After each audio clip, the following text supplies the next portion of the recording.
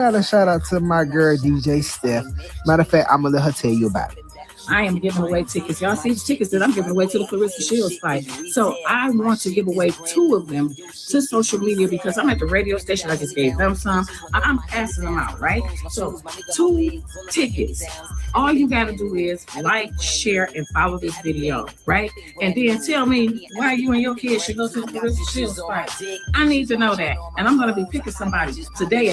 Y'all know what to do. Make sure y'all follow her page, my page, and most importantly, leave the comment. Because if you don't leave no comment, yes, free tickets to guess whose show? Claressa Shields show this weekend, the biggest fight of the year, guys, which is taking place right here in Atlanta. Shout out to everybody who's out here changing lives and all the fighters and stuff.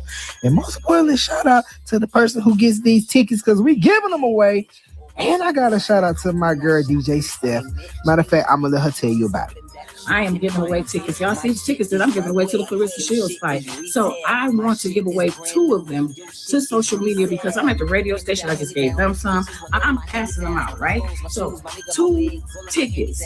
All you got to do is like, share, and follow this video, right? And then tell me why you and your kids should go to the Claressa Shields fight. I need to know that. And I'm going to be picking somebody today. Y'all know what to do. Make sure y'all follow her page, my page, and most importantly, leave the comment. Because if you don't leave no comment, yes, free tickets to guess whose show? Claressa Shields show this weekend, the biggest fight of the year, guys, which is taking place right here in Atlanta. Shout out to everybody who's out here changing lives and all the fighters and stuff. And most importantly, shout out to the person who gets these tickets because we giving them away. And I got a shout out to my girl DJ Steph. Matter of fact, I'm gonna let her tell you about it. I am giving away tickets. Y'all see the tickets that I'm giving away to the Claressa Shields fight. So I want to give away 2 of them to social media because I'm at the radio station. I just gave them some. I'm passing them out, right? So 2 tickets. All you got to do is like, share, and follow this video, right? And then tell me why you and your kids should go to the Claressa Shields fight. I need to know that. And I'm going to be picking somebody today. Y'all know what to do. Make sure y'all follow her page, my page, and most importantly, leave the comment. Because if you don't leave no comment, yes, free tickets to guess whose show? Claressa Shields show this weekend, the biggest fight of the year, guys, which is taking place right here in Atlanta. Shout out to everybody who's out here changing lives and all the fighters and stuff. And most importantly, shout out to the person who gets these tickets because we giving them away. And I got a shout out to my girl DJ Steph. Matter of fact, I'm gonna let her tell you about it. I am giving away tickets. Y'all see the tickets that I'm giving away to the Claressa Shields fight. So I want to give away 2 of them to social media because I'm at the radio station. I just gave them some. I'm passing them out, right? So 2 tickets. All you got to do is like, share, and follow this video, right? And then tell me why you and your kids should go to the Claressa Shields fight. I need to know that. And I'm going to be picking somebody today. Y'all know what to do. Make sure y'all follow her page, my page, and most importantly, leave the comment. Because if you don't leave no comment, yes, free tickets to guess whose show? Claressa Shields show this weekend, the biggest fight of the year, guys, which is taking place right here in Atlanta. Shout out to everybody who's out here changing lives and all the fighters and stuff. And most importantly, shout out to the person who gets these tickets because we giving them away. And I got a shout out to my girl DJ Steph. Matter of fact, I'm gonna let her tell you about it.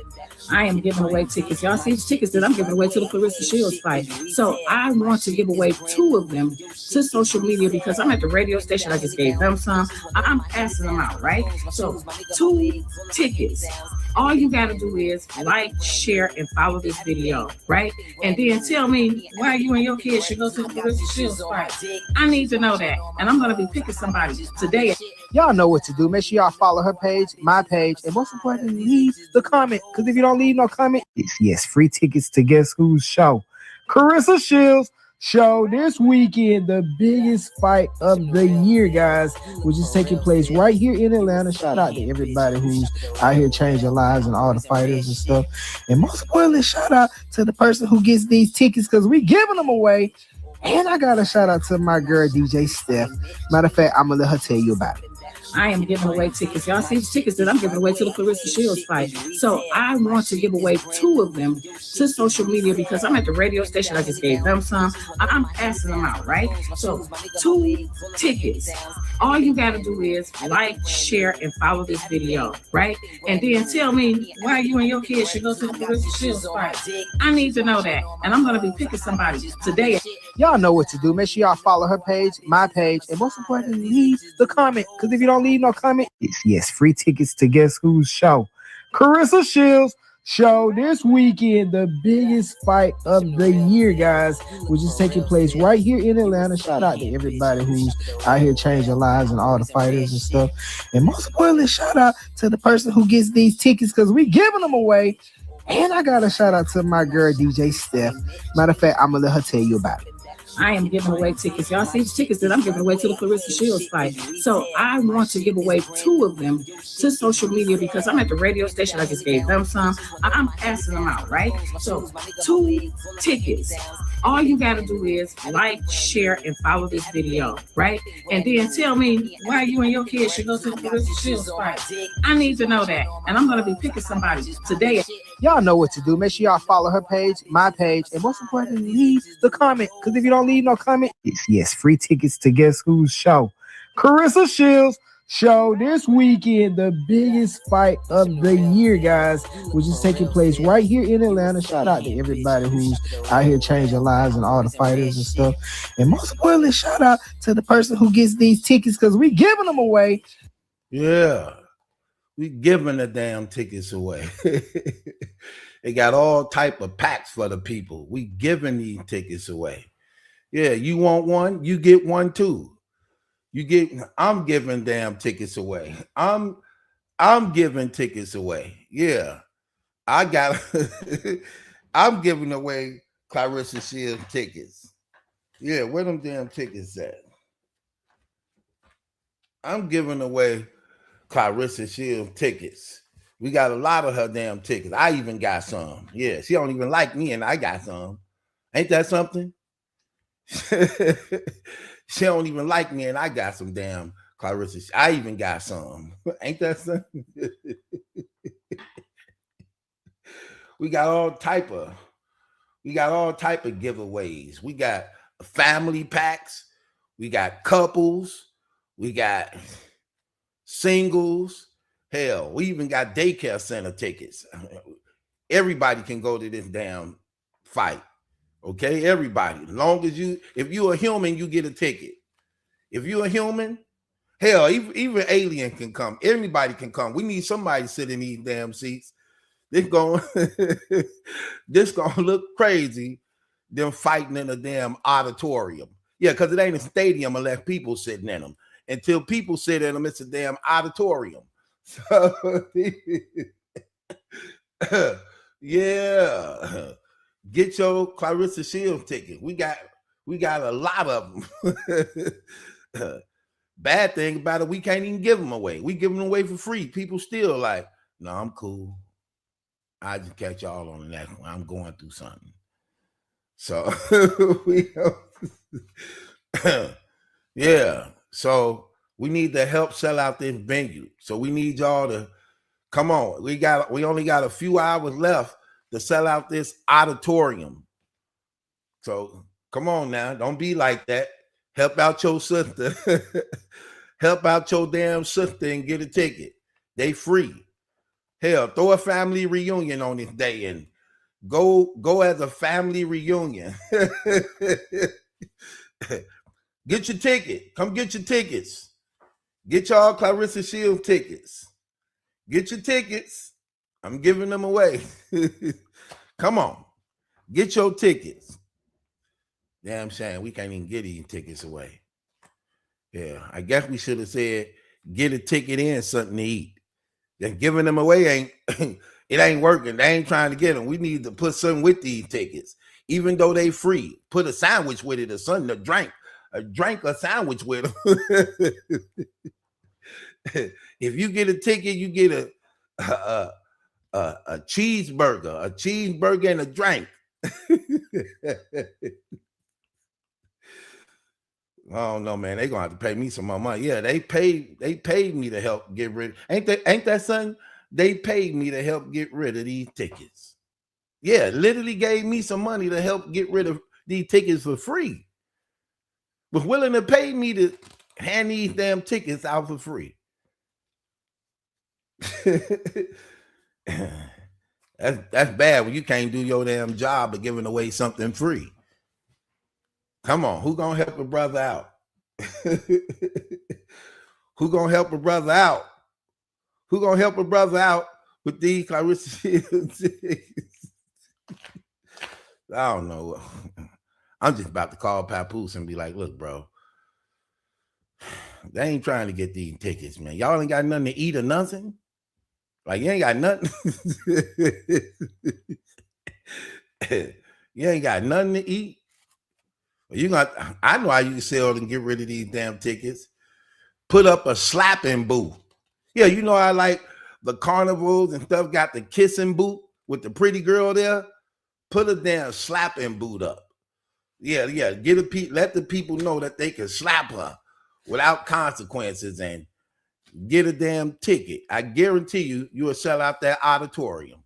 Put up a slapping boot. That them damn ladies can slap her. I bet you get rid of these tickets. Every last one. Yeah, it won't be one left. Look, that lady got a purse full of them. Can't even give them away. Ain't nobody reaching out for one. They ain't even trying to look at what it say on a damn ticket. All they know is they Claressa Shields ticket. They don't want nothing to do with her damn ticket like it's COVID again. Like it's COVID all over again.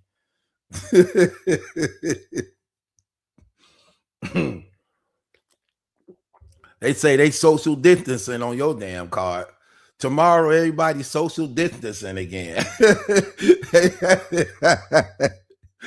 Nah, we supposed to be 6 feet away from each other. Nah, brother, they been lifted that. That ain't well.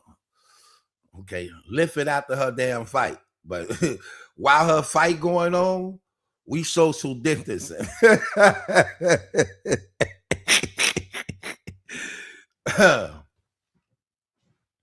I don't know why y'all acting like that. Why y'all acting like that? Why y'all ain't trying to look out for your damn sister? You look out for the white man. If that was the white man ticket, you'd want one. If that was the white man ticket, you want one. Now it's your sister ticket, and you don't want one. See, people is crazy, man. Y'all are so two-faced. Y'all are so two-faced. Support your sister. Oh my gosh. Wow. I don't know what to say, y'all. I don't know what to say.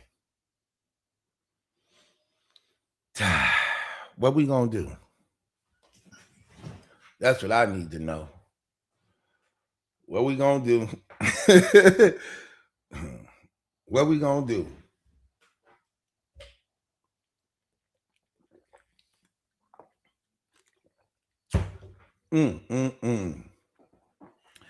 Wow. So apparently,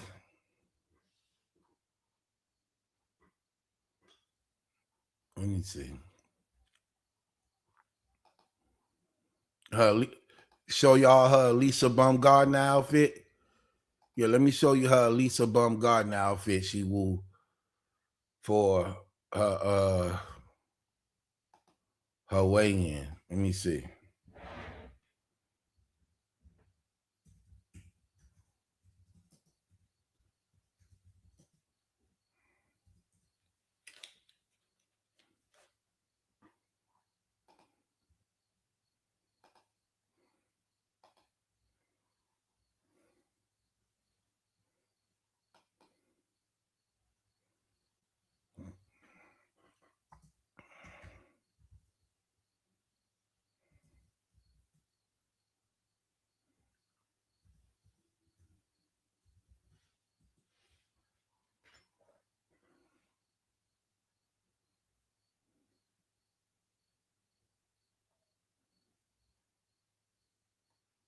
Hold on, let me see.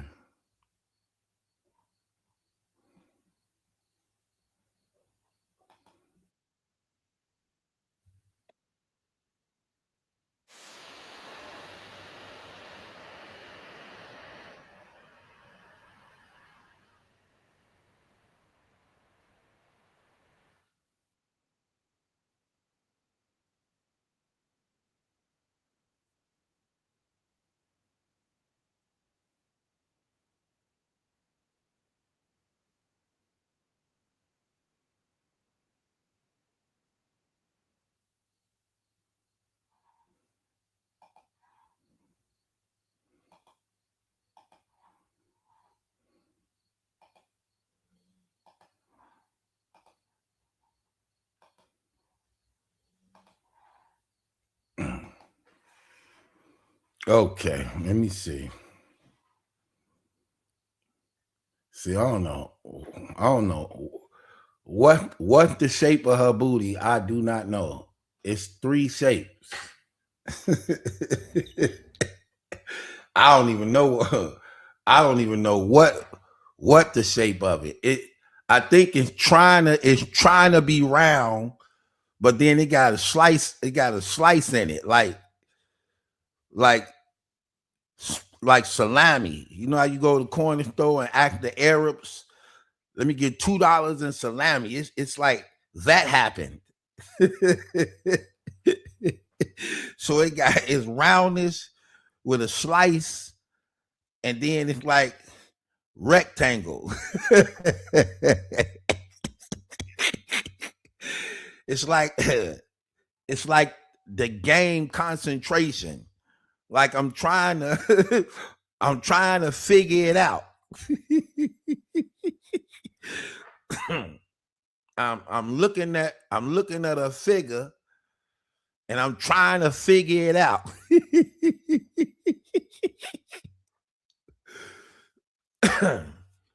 My new name for her is called Clarence Manchester.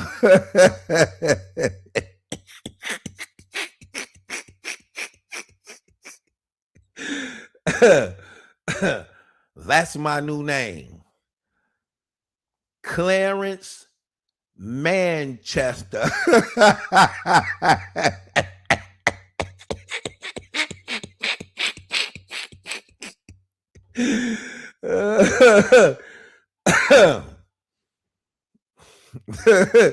Look, Pap know it. Look, Pap ain't slick. Look, he know it. He know, like, damn. Let me try to cover it up. Look at him try to cover it up. Look, why'd she try to cover it up? Knowing damn well when women face off and do this, they don't cover it up. He trying to cover it up because he know social media eye is on a sparrow.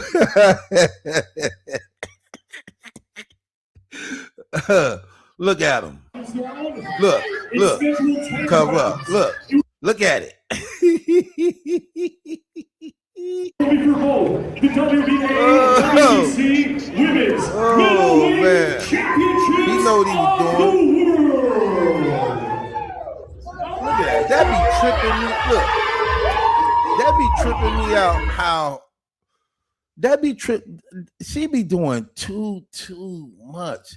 Like she be doing too much. Like every time she doing a face off or something like that, then here come these damn stylists coming out like she really a damn glamorous girl, right in the middle of all the recording and everything. No other females in female boxing at all does this. Like, girl,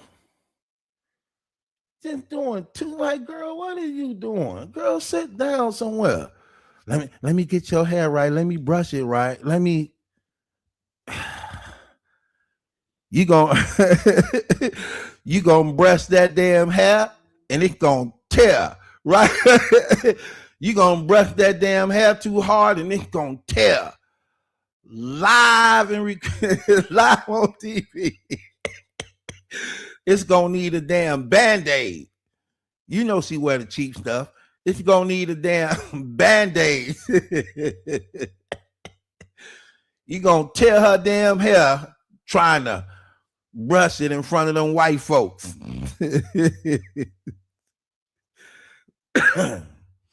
Oh my gosh.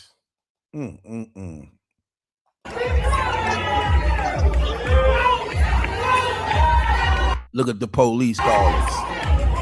Look at the police callers. They looking to see who they finna call the cops on next. Calling the damn cops on your damn wife for your side chick. Getting the damn authorities involved on your wife for calling out your damn side chick, addressing her damn mug.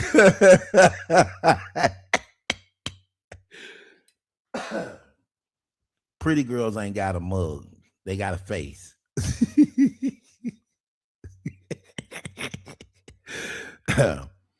That's where we get the term mug shot from. Like, I'm just saying. Terrible. Wearing a horrible Win Record outfits. Nobody want one. They be wearing them terrible Win Records outfits. Nobody want one. You chose the wrong name to name the damn company out of when y'all keep losing. You just keep losing. Come on, Claressa. Let us see your Alicia Baumgardner outfit. The woman you hate so much. Yeah, definitely copying her damn style. Like, girl, get your own identity. Do she even have an identity? Crazy. Look at her strut her stuff. Look at her. Look at her. Watch this. Weight divisions becoming the undisputed light middleweight and middleweight world. This ain't nothing but a clown show. Let me show y'all how you know this a clown show. How she fighting against the porn star. So you fighting against a damn porn star. How you fighting against a stripper? You fighting against a damn stripper who damn near 50, trying to keep it together. She the champion, and here you is. Look, here's the thing that's crazy. She the champion, and they got Claressa closing out the show and everything when she the damn champion. How's she the champion when she's supposed to be last and she the one who got the belts? You fighting for her belts, but you the center of attention. The stripper could barely talk.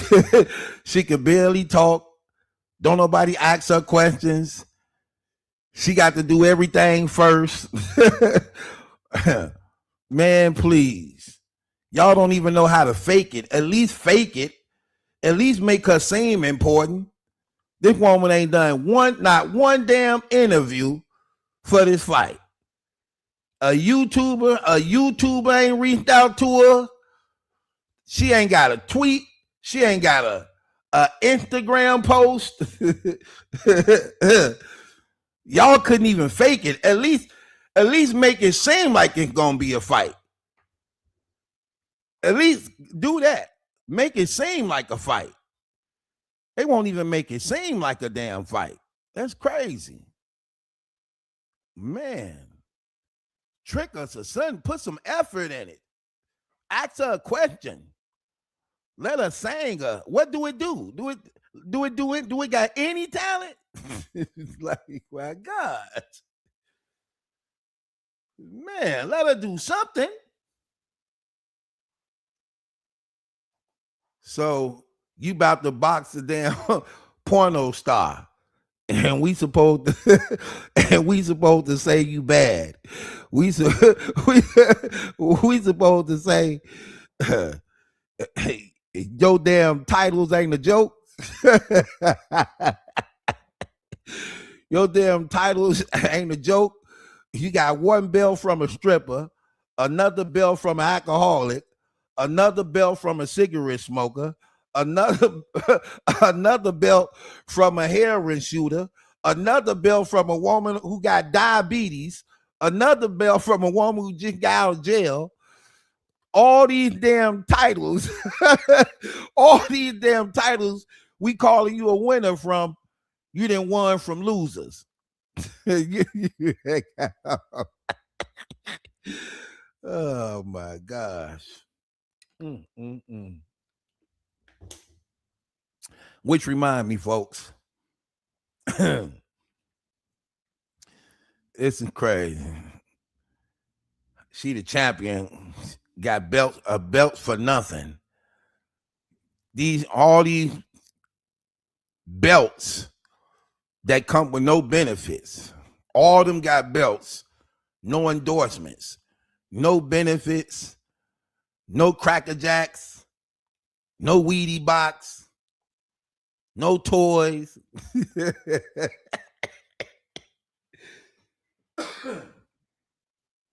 Man, it's a joke. Hell, we could put on a better show than this. We could start a talent show right now and put on a better show than this. They don't know how to dress. Nobody know how. Look how they dress up here. What do the hell this man got on over here? And what do this lady got on at the green holding up that belt? And what do this dude got on right here on the left of her with the green bracelet on his arm? And what is this man wearing over here in these ugly Win Records jogging suits like like we want one? Man, yeah, you know what? I just thought about it. Yeah, I want one to set on fire.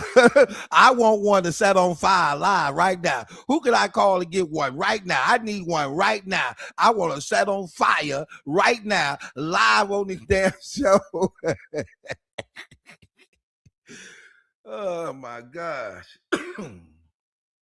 Man, this is crazy.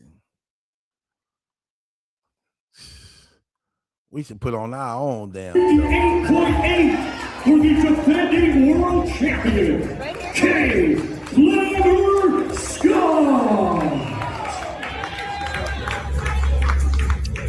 And now we welcome the challenger, a native of Flint, Michigan, now making her home right here in Atlanta, Georgia. A still amateur, becoming a two-time Olympic gold medalist, now as a professional. Undefeated, 18 wins, 318 wins, all by way of knockout. Her accomplishments include. This is what I'm saying. How are you getting the last of everything and you're the challenger? You're not the champion in this fight. You're how the challenger going last? How the challenger getting the last say so? You're the challenger. You're the challenger. Y'all supposed to be upholding the champion to make people actually be interested in the damn fight. That's why ain't nobody interested in the fight. You're treating the damn champion. You're treating the champion just like they do when she be doing her damn porn show. Just screwing her over. He's just screwing the damn, you just keep screwing the damn champion over. It's a horror fight. Let's just be honest. This is not, this is a horror fight. That's what it is. A woman who do porn and OnlyFans and whatever they be doing, golf balls and ping pong. That's right. I guess they gave her a belt, and now you boxing against another woman who trying to make a married man her man. This is a horror fight. Hell, I can see that in the hood. Why pay $500 to see a horror fight? I can see it. I just saw this. This stay on Facebook. I just cut on my damn Facebook. Why would I pay $500 to see a horror fight?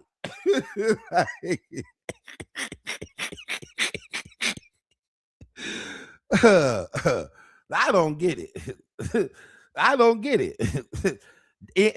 And that's the proper term for it. In case the person say, man, you can't. Yes, I can say that. That is biblical. That is biblical. This is a horror fight.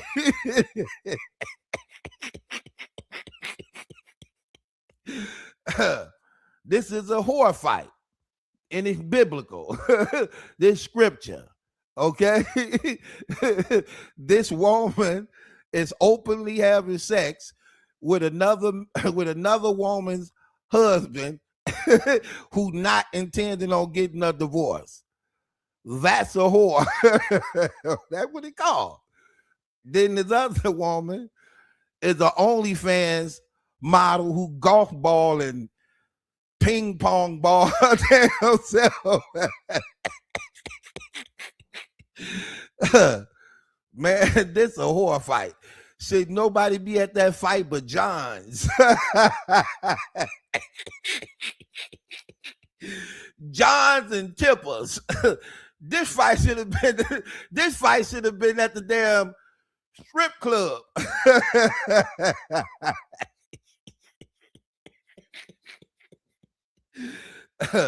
I ain't going to no damn arena to see this damn fight. That's an embarrassment to sports. This damn fight should have been thrown in two places, at the strip club or the trap house. That was it.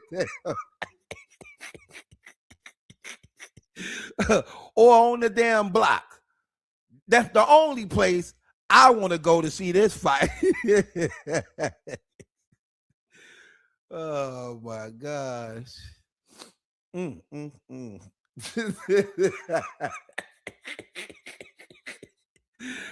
Oh, that's crazy. Winning 19 world titles in 5 different weight divisions, becoming. Look at him whispering in the ear his damn police officer.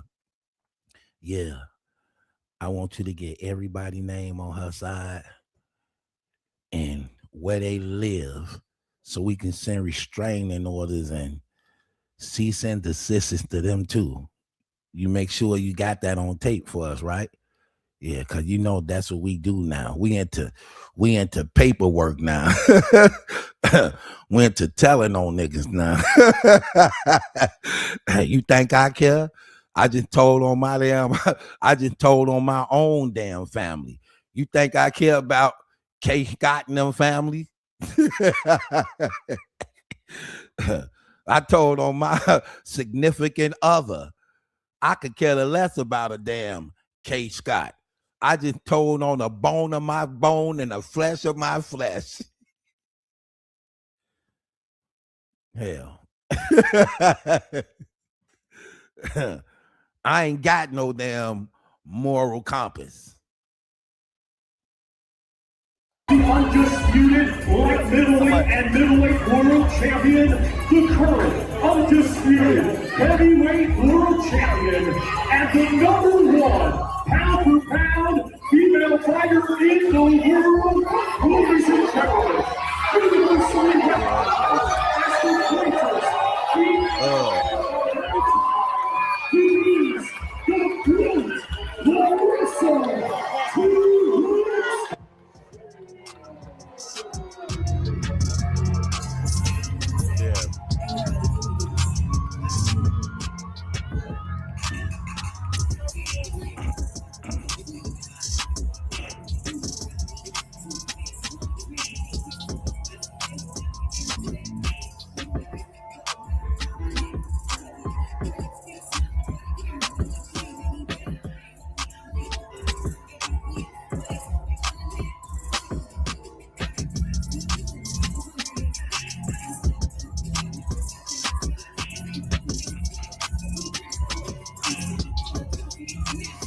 Man, this is so sad. Look how sad this is.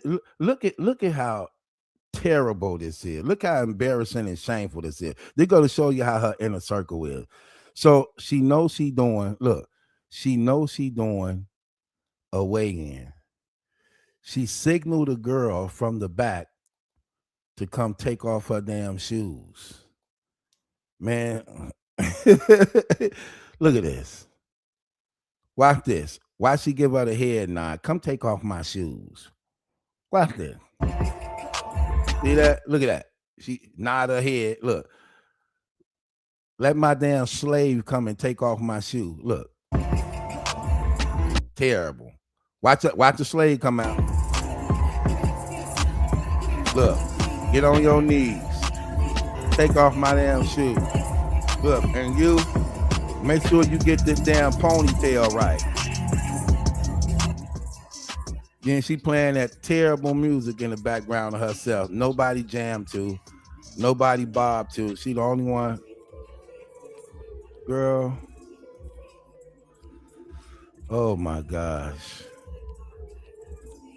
Terrible. This is terrible. Slaves. It's a company full of slaves. Look. Get my ponytail right. Girl, please. This is terrible.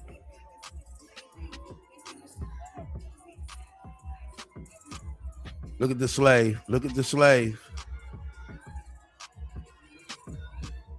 Look at the slave.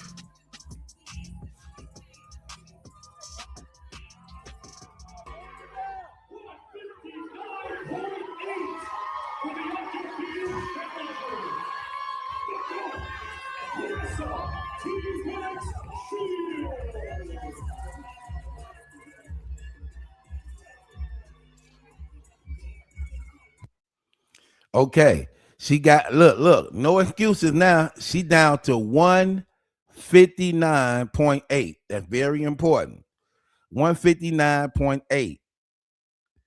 Now, you can bring that down to meet Elisa Baumgardner in the middle. You're already down now. You at 159. You at 159. All you need to do is lose another 4 or 5 pounds, and you at the weight where you can fight Elisa Baumgardner. You at the weight where you can fight Elisa Baumgardner.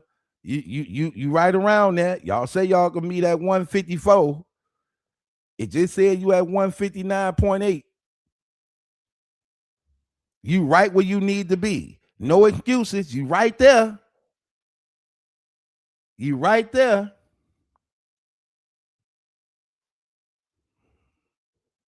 You right there. Stay right there. After this fight, stay right there and go down some more. Go down at least 5, 6 more. You good. Look at the goofy. Sitting up there hiding his eyes because he ashamed he done sold out his damn family. He done sold out his wife. Look at his face. Don't want nobody look in his eyes because he know he getting called out all on the internet because his damn documentations and paperwork came out. You sending the damn authorities on your wife. This dude is crazy, man.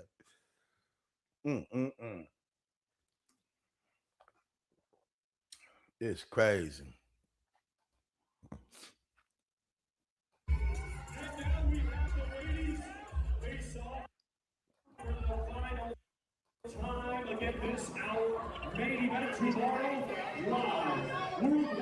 Look at him. Look at him coming across. Look, he coming across to try to cover up. He's a stalker too. He's such an obsessed, jealous dude. Look at him. Don't want nobody looking at her body. All these dudes up in here. Let me put this thing around her. She don't even need it around her. She ain't even asking for it to be around her. Here he come with it. Cause he trying to protect he trying to protect her butt because he know one thing about it. Look, one thing about it, One thing about it that's funny is this. He know that the bloggers is watching. That's the one thing about it. He know that the bloggers is watching it. But at the same time, he's still a obsessive, jealous dude. He like very obsessive. He one of them dudes who easily sprung. Whoever giving him some, he going to fall in love. He that type of dude. He fall in love with whoever giving him some. And then he be overprotective of it. Look at her, minding her business, still waiting for the weigh-in to do the face-to-face face-off with face-off with the girl like they normally do. Here he come. But watch this part though. See how the butt got the slice down the middle? You see it's partially round, then it's sliced, and then it's rectangle. like Head Start. This is when they teach the kids in Head Start they damn shapes. You know, when they do the test, they give you a test and they throw a lie up in the test. This the lie of the shape test. They picture this and throw it on a damn coloring book. They throw it on the damn coloring sheet for the kids, and they say, what shape is that? And this when they find out if your damn child got ADHD or not. They show a picture of this shape. And then if you got ADHD, it's gonna frustrate you and make the baby go crazy and snap trying to figure out this damn shape.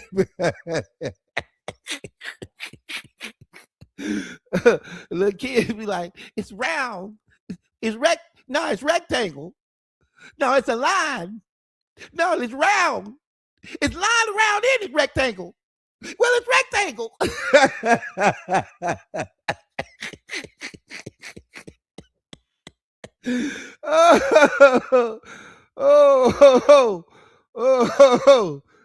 Oh. I think they should just pad it. Just or cut some more off of it. Hell, shape it yourself. I think hell, shape it yourself.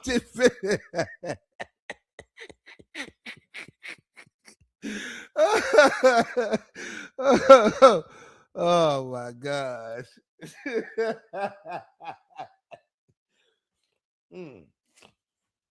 Oh my gosh. Just shape it your damn self. What is it? Listen, I got $100 for anybody who can tell me what shape this is. I will seriously cash out anybody $100 if they can tell me what shape this is. What shape is this? It's partially round, sliced.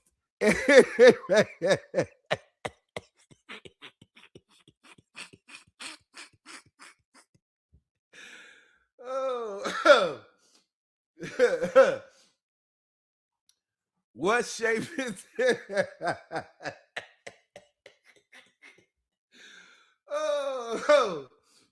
Oh my God.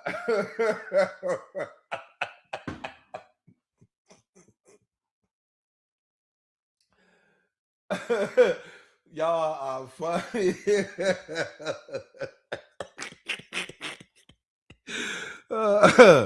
Let me see what y'all have.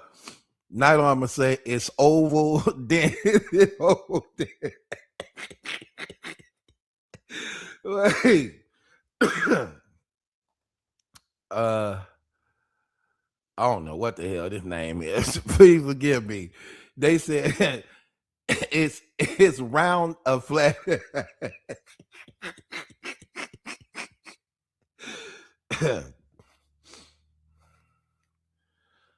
COGOWWMG says it's squirrel round angle. Right. Oh my gosh. Kendra said flat pancakes. Kimberly Travis said it's honey bun. It do look like the front part of a honey bun. Felicia said it's unknown. Nah, that's cheating. You gotta take a guess. Ronnie Miller said it's a pentagon.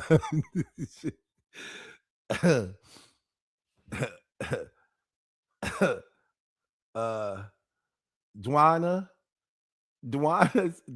said it's peach Dennis. A crock pot. Oh my gosh. Let me see. It's shaped like an exclamation mark, but upside down. Oh my gosh. Oh man. She got a spiral, but Chicago said, oh my gosh. Octomushy. Oh my gosh. Man, this is funny. Oh, oh my gosh.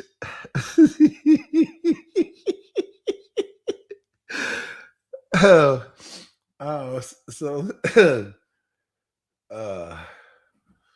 my gosh. A black turkey pan.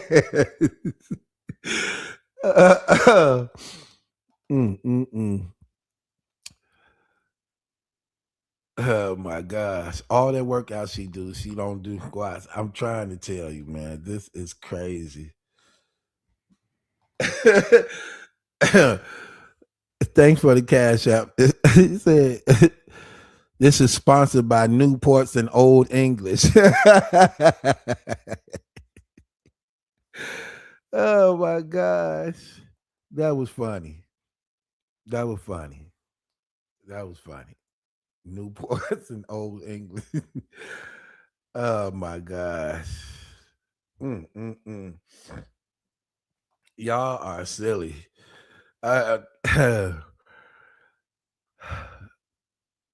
Origami. Oh my gosh. That is crazy. Look at Pap. Look what Pap do. Look, Pap already know it. Like, damn, let me cover. Look, cause you know when it's your woman and y'all out in public like that, you looking at everything. You looking at everything like, damn, cause she with you, so she reflect your presence. So he like, damn, let me cover this up real quick. Let me act like I'm trying to get her dressed. But in reality, you know, we watching. you know damn well this was gonna be a blog and live show. You know it. Too slow. Can't beat us. Too slow. Look. It's scheduled 10 rounds. Will be for both the WBA and WBC Women's Middleweight Championships of look at the slaves. Look at the slaves. the world.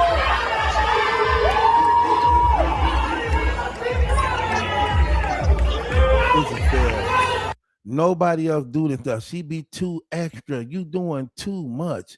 Girl, this is a face-off. So all you doing is doing your weigh-in, then you face. Look, no other woman got all this. You can go to any woman boxing when they do their weigh-in and then they face off. Nobody got people coming out, taking off their shoes, brushing my hair back, like taking off my coat, putting it back on. Like, girl, come on. Come on, you doing too much. Try to act like you glamorous. Girl, please. Your damn house, that house be dirty as hell. She don't be cleaning up that house. That's that'd be crazy, man. It's too much. Too much. Miss Alicia Baumgardner thing.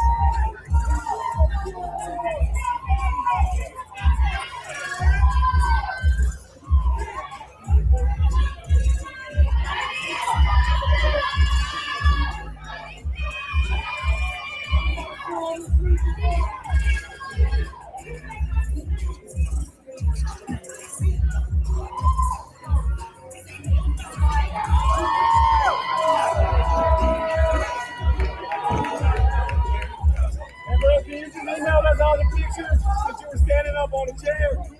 I would have had to do that shit. They don't let all them damn people up there. Okay, this is a long anticipated fight. I don't know why I'm giving up the I've never been more ready in my life, so bring it on. You said that you feel underestimated by both Claressa and the world. Wow. I've explained many times. I think people look at that for a regular. Yeah. So apparently it's going down tomorrow. And as a result of it going down tomorrow, they got some breaking news that's just not so happy. So according to the people, according to what's going on, they have to give away tickets. They have to give away tickets because she's not selling. I am giving away tickets. Y'all see the tickets that I'm giving away to the Claressa Shields fight. So I want to give away 2 of them to social media because I'm at the radio station. I just gave them some. I'm passing them out, right? So 2 tickets. All you got to do is like, share, and follow this video, right? And then tell me why you and your kids should go to the Claressa Shields fight.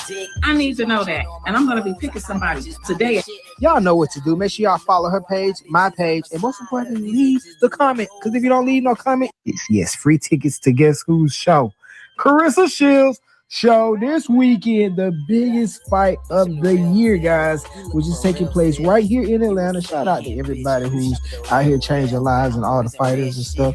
And most importantly, shout out to the person who gets these tickets because we giving them away. And I got a shout out to my girl, DJ Steph. Matter of fact, I'm going to let her tell you about it. I am giving away tickets. Y'all see the tickets that I'm giving away to the Claressa Shields fight. So I want to give away 2 of them to social media because I'm at the radio station. I just gave them some. I'm passing them out, right? So 2 tickets. All you got to do is. I'm giving away tickets. I'm passing them out. I gave the radio station some. I'm passing them out and people go by. Same thing she did in the last event. Same thing she did in the event before that. Passing out the damn tickets. Just giving them to people. People turning them down like, nah, I'm good. I got something to do that day. This the biggest fight of the year, according to them. But it's for free. All you got to do is accept one of these damn tickets with accept one of these tickets. And people act like that's a hard thing to do. Ain't that something? You talking about black people uppity and bougie and stuck up. Y'all want a free ticket? That ticket got to come with a damn drink. Do that ticket come with a drink? So you just handing out tickets, not a drink or nothing don't go with it, huh? So you just want us to go to this damn show that y'all can't sell out. Y'all only want to feed a nigga or give him nothing to drink.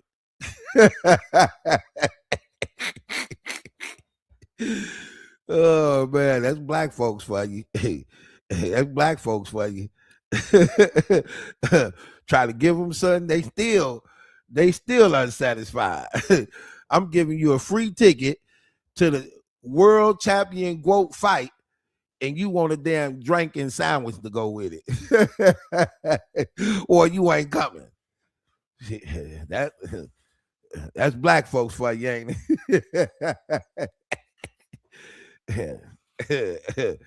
Hell, I don't blame you. Hell, I think that make a lot of sense.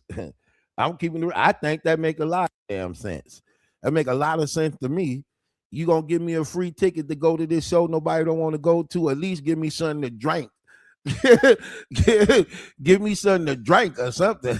Hell, if I'm doing y'all a favor, hell, I'm doing y'all a favor. Yeah. I'm just oh man, that's crazy. That's crazy. And this real, y'all. This ain't no AI. This ain't no audit audio over. This is actually real. This is real advertising. This is real advertising, right? Is like, share, and follow this video, right? And then tell me why you and your kids should go to the Claressa Shields fight. I need why you and your kids should go to the Claressa Shields fight. Hell, I ain't think they let kids in a damn adult violent fight. All that smoking, drinking, and cussing. I ain't think kids could get up in there. Damn, you got y'all that damn desperate. Even the kids can come at a fight that at a fight that go on at 12 o'clock at night. So the kids,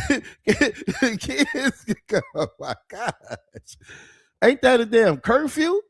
Underage kids out there, they got a curfew, don't they? What's the damn curfew? Hold on, let me see something. I need to look into this. Hold on, man. Let me see if they breaking the law. Since they want to get the authorities on niggas.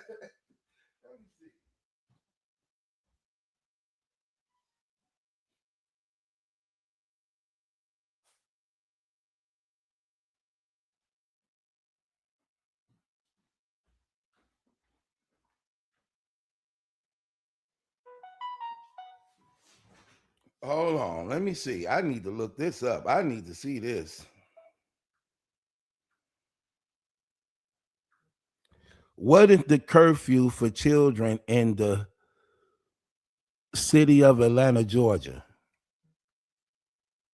In Atlanta, Georgia, the curfew for children 17 and under is from 11 p.m. to 6 a.m. Sunday through Thursday. On Friday and Saturday, the curfew is from midnight to 6 a.m. Oh man, y'all so they made sure they looked at the rule. You just made it. You just made it by the skin of your teeth. You just made it. Desperate boy. Yeah, they knew they were breaking the law. Like, look into it. Look into it. Could we get these damn children these tickets? Oh, he can? Well, make sure you go to the damn daycare centers. Get a daycare. Go to the daycare centers and put some of them put some of them damn diaper bags. Put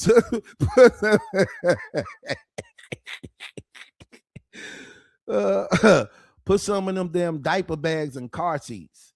Yeah, make sure you go to them daycare centers. You know. Oh my gosh. Talking about see why your kids follow this video, right? And then tell me why you and your kids should go to the Claressa Shields fight. Right. We not gonna tell you why we should go to the fight because we don't want to go. So you'll be waiting for that damn answer and response. You'll be waiting for that text and phone call. Hell, don't hold your breath. That's one thing we can't tell you. Yeah, we don't have a reason why we need to go or want to go. Unless a sandwich or drink come with them damn tickets. If a sandwich or drink don't come with them damn tickets, Keep them.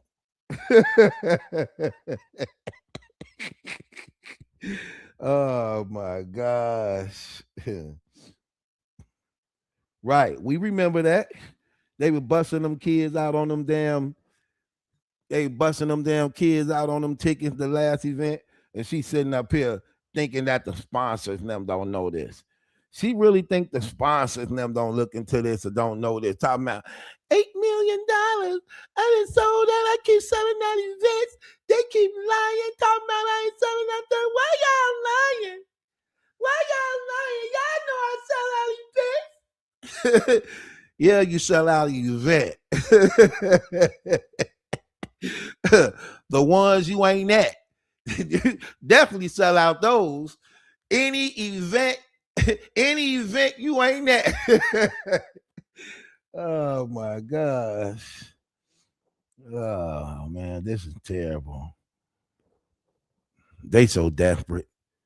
I can't wait to see it. Watch how dark it be in there tomorrow. They're gonna have all the damn lights out. They're gonna have all the damn lights out. It's gonna be so dark in there tomorrow. Watch the excuse she gonna try to have. She gonna say tomorrow again, I told y'all I sold out another event. Every interview she go on, she makes sure they read that on the cue card. She sells out events. She's glamorous. She's beautiful. She's thick. She's flat-chested. Give me that damn card. Let me rewrite this card. Let me tell the truth about this damn card. She's toxic, loudmouth, nasty.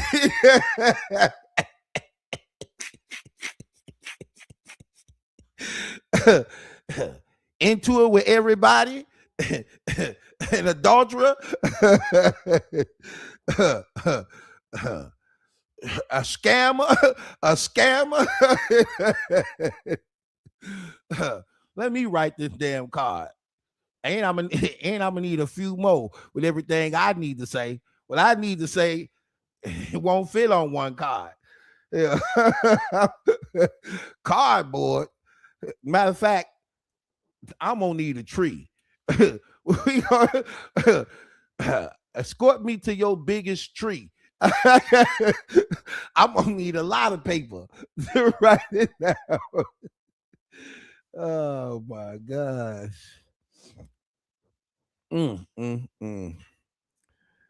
This is crazy, man.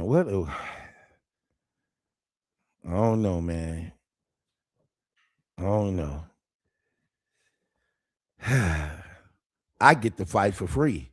I got a box that let me see everything on for free. Yep, that's exactly what I got. Man, I just waste water on my machine. All this thing on laughing with y'all. Let me get this up. Hold on a second.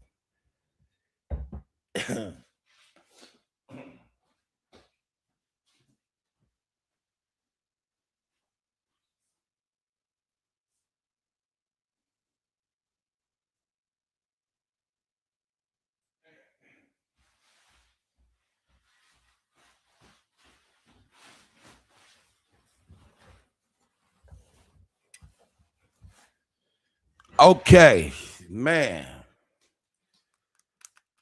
So that was terrible. And so she into it with Brorilla. She into it with this lady into it with a lot of people, man. This is crazy. She didn't want to respond back to Shiki now. She wanted to wait till the fight was over. She gonna try to respond after the fight is over, but oh yeah, she definitely gonna have to respond to Remy now. Remy didn't release that diss song on her. She talking about say my name. Oh yeah, she said your name all through that.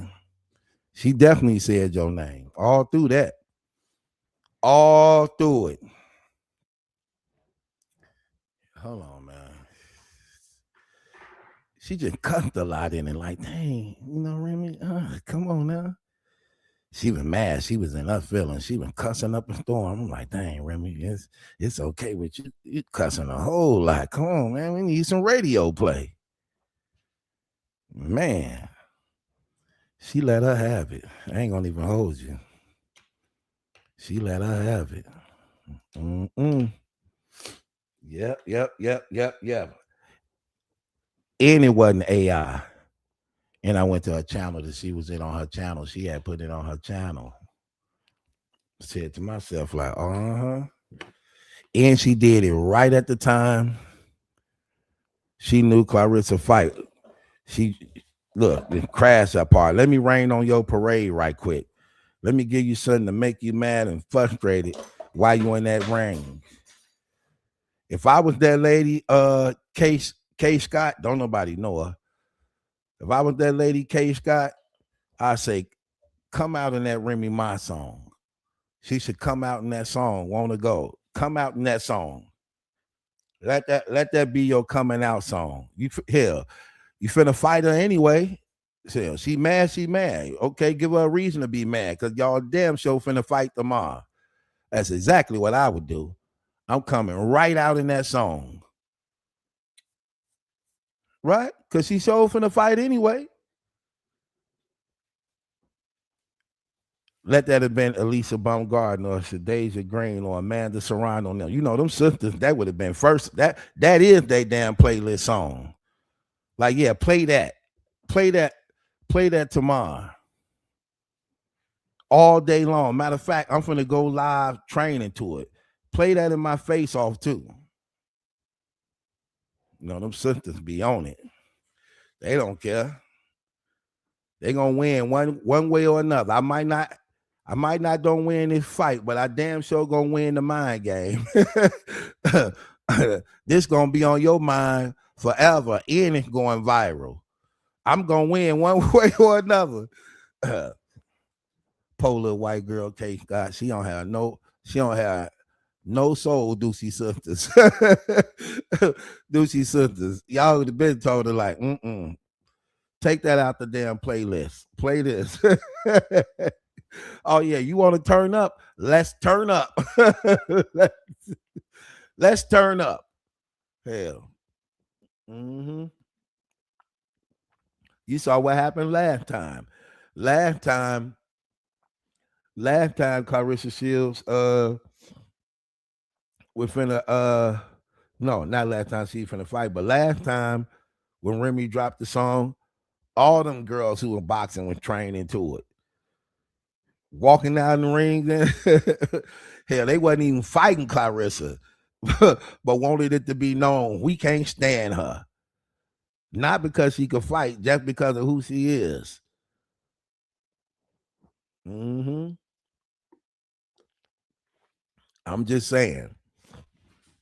My gosh. I don't know why she do it.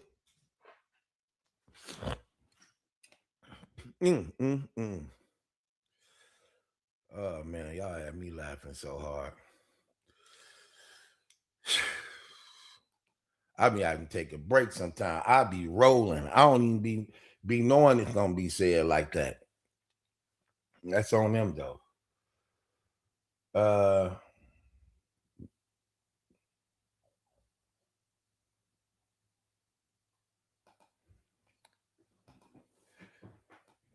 You say MVP been posting to the song on their IG page. I know they did. She feeling it too, man. She feeling it. I was gonna play something. I gotta go find it though, because I ain't even find it. She been feeling it though, boy. Trust me, she had. Yeah, I know, right? So she say, Battle Truth. You wanted Remy to step on her neck. I definitely did. And come to find out, she was working on it. We just didn't know behind the scene they was calling the damn law on her, trying to. That's terrible. That's still terrible. When I think about that, that is terrible. That is terrible, man. Like, bro, that is so weak. That is so lame. Let's just keep it real. That wasn't even really a diss like that. Like how you see all these dudes dissing and stuff. She literally was just cruising through that diss. And it was only like 2 minutes long. And y'all calling lawyers and putting y'all lawyers on her to get her to cease and desist, or you gonna take legal actions and sue. Like, bro, come on, man. You gotta get it any way you can, huh? That's terrible, man. Like I don't got no respect for that brother no more doing stuff like that, man. That right there is crazy. That is real crazy. That's terrible. That's so lame. That's super lame. Taking kids out, taking money out your own baby mama mouth from providing for a child, man. Like she really said something bad about you. But I told y'all what it is. He's just mad. He's just mad for the fact that he don't want her being successful without him. Keep telling people that's the real truth.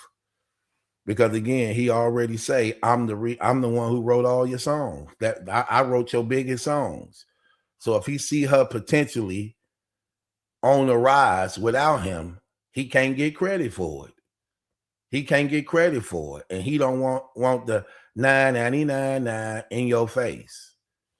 Keeping it real. So that's why he did it. That's why he did it. Terrible. She didn't even really say nothing about him even in the song.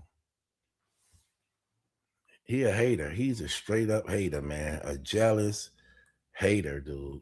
Terrible. I hate that for that brother too, man. But you can't deny it. Once it's there, it's there. It's there. Look, I'm not gonna go against the truth at all. It's there, it's there. Even if I don't want to, I can't do it. If it's there, it's there. It's there, it's there. I can't get around that at all, man. That was horrible, man. That really was. How many of y'all think Claressa Shields gonna respond back to the Remy diss? How many of y'all believe she gonna respond to the Remy diss? She ain't got no choice. She ain't got no choice.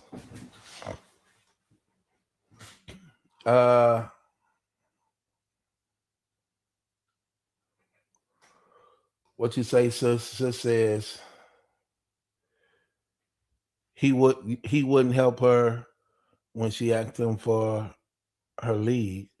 I saw then he was a hater, right? Y'all never knew that till I played that video clip. Y'all didn't never even know that video clip existed. Y'all like, hold on, what the hell? Yeah, that's what started everything. That video clip, that's what started everything. That was before anything, but that's what led to everything. That video right there.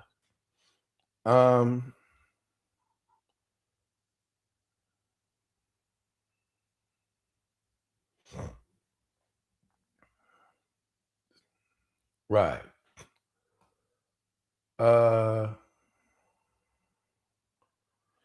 Right. She dropped her song Good Life today. Yeah, that was crazy.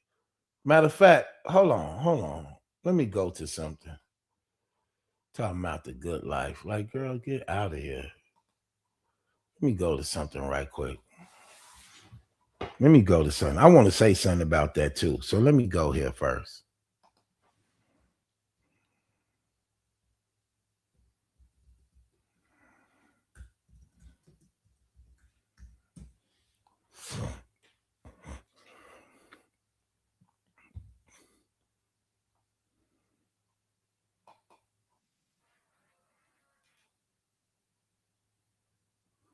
Hold on. She did this already.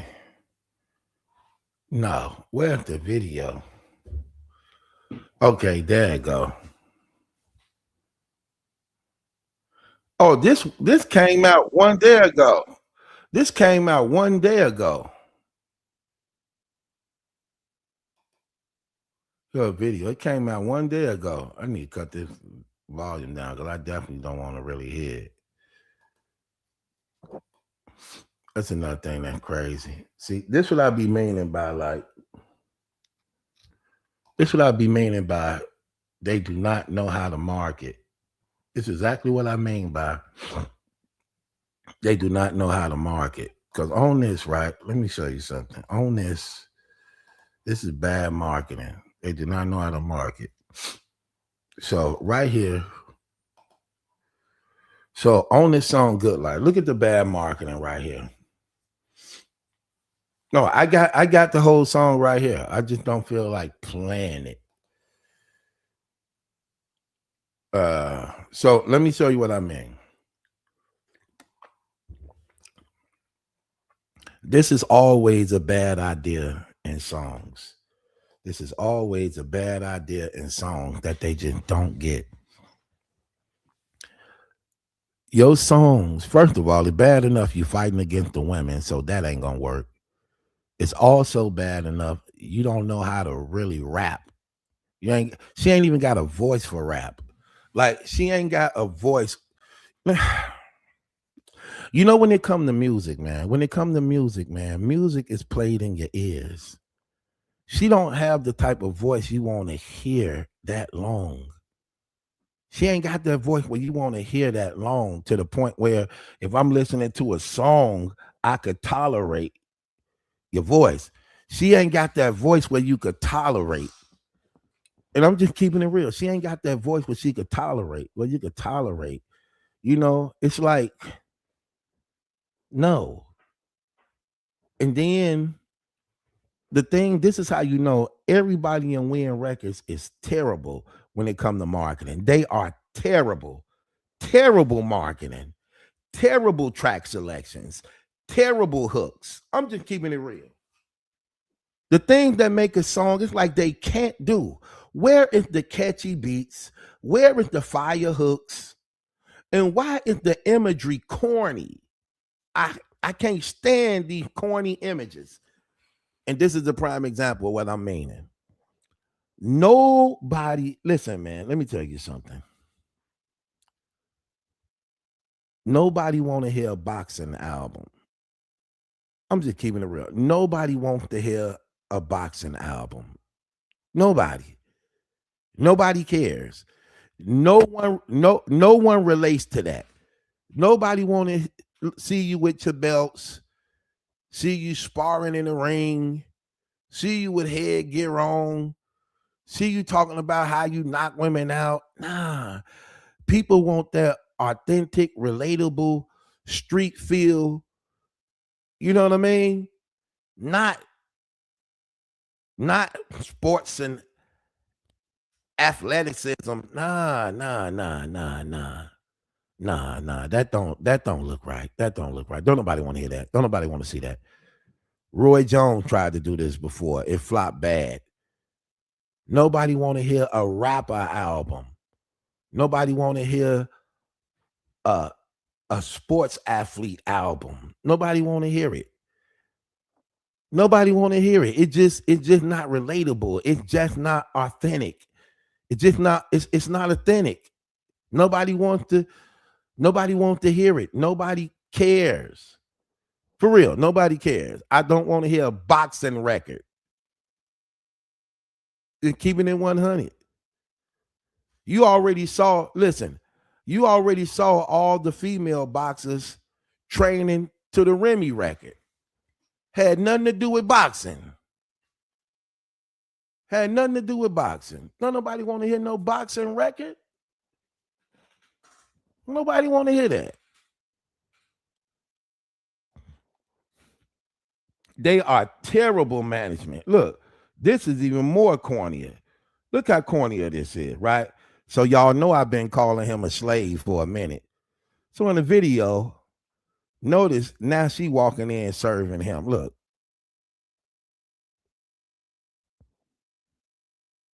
Right.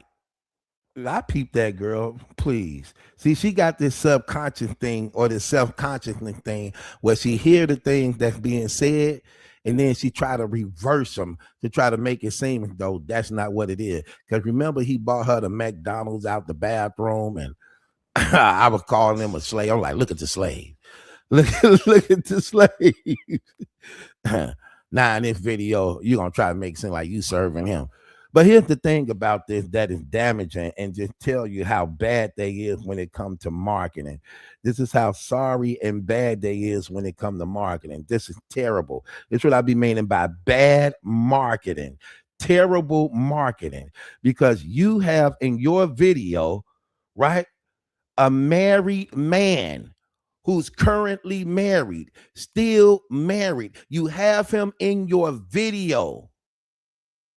A married man in your video. See, things like this show you don't give a damn about your name. You don't give a damn about your brand. You don't give a damn about your supporters. You don't give a damn about sponsorships. You just don't give a damn because you're doing whatever you want to do and you trying to force it to be accepted when you see that it's not being accepted. And for you to have a married man in your video, that is terrible, poor marketing. And it really shows you that Win Records them don't have a damn clue of how to actually manage and market these artists. Because that would have been a bad idea. That's a bad idea out the gate. And here's the thing, he should have known that. Even if she wanted it. But see, that's why I keep telling y'all. She control everything, but he don't care because he's so damn thirsty for attention and limelight too at this point. He accept any damn thing that'll be offered to him. He accept anything that'll be offered to him. Even though he know it's not good. This ain't, bro, anybody would have told you in business, that's not a good idea. That's going to show you they don't listen. This is going to show you they don't care. Anybody would have told you in business, bro, that's a bad idea. You still married. You married.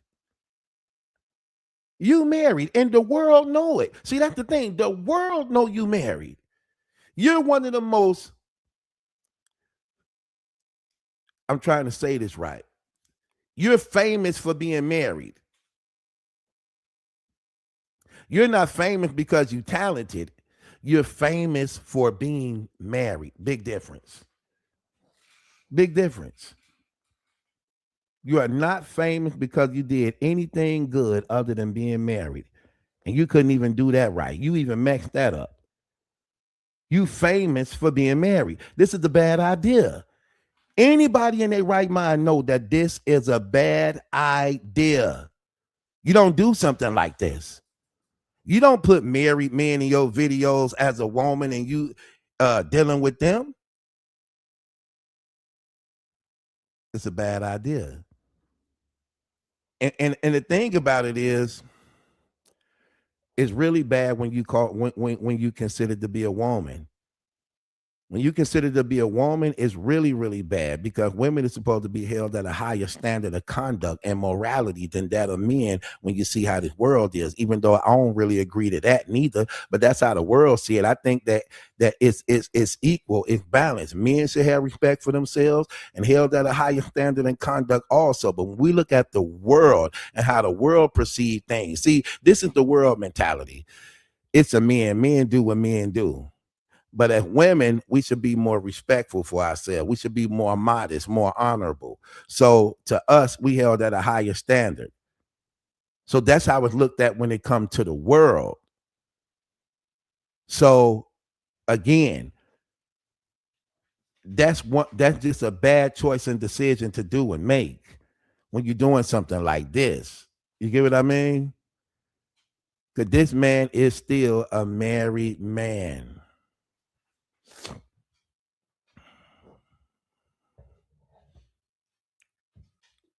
That's all I'm saying. Terrible. So I don't agree with, man, this girl is terrible. She just be trying, you know what? She tries so hard. It's crazy. She be trying so hard to compete, to compare, to fit in. She tries so hard that it comes off too fake. She tries so hard to come off too fake. It's like every time you see her, everything is fake. It's just fake. Look, it's fake. Nobody want to see a boxing video. I'm just sorry. Nobody want to see a boxing video. Nobody. I'm sorry. That's just not the case. It's not. Nobody cares. Nobody want to see you with belts and medals. Nobody cares. I don't want that in my music because I can't relate to it. Just keeping it real. I can't relate to it. I ain't feeling it. I ain't feeling it. You know what I mean?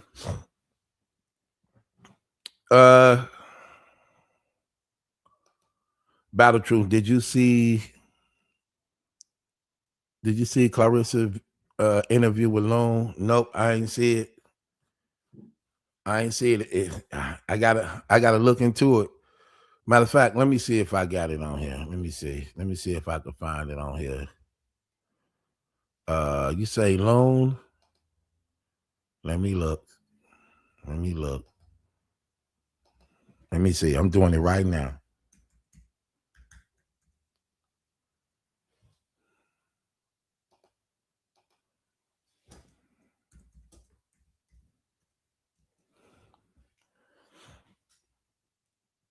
Loan? It ain't popping up on here.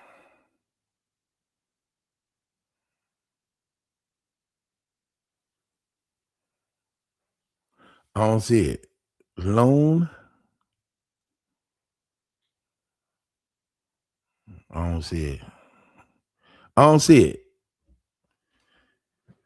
No, I don't see it right here. Just keeping it 100 with you. I don't see it at all. It actually is. Nah, I don't see it. Nope. I don't see it. But even if it's there, I just think she got a lot to deal with. She got a lot to work with. I think for the most part, she really hurt herself real bad. I don't think she can come back from this, man. I don't think Papoose can come back from this. I think the people just tired of them, man. And they keep giving them more and more to actually go on. It's like they keep on giving them more and more to go on. They keep giving them more and more to go on to the point that you actually prove to people what they don't like. You're like literally proving to the people what they don't like. So the more and more you give them to go on, and they keep on giving them bad things to go on, it's just proving the point of what people have convinced themselves when it come to them. And it's like they not making nothing better. Everything is worse and worse. More and more people keep coming out about them. So it's like you're not really actually even. It's like you watching a house on fire and won't do nothing about it. You don't get a fire extinguisher. You don't get water. You don't dial 911. You know it's on fire. You know what's going to happen.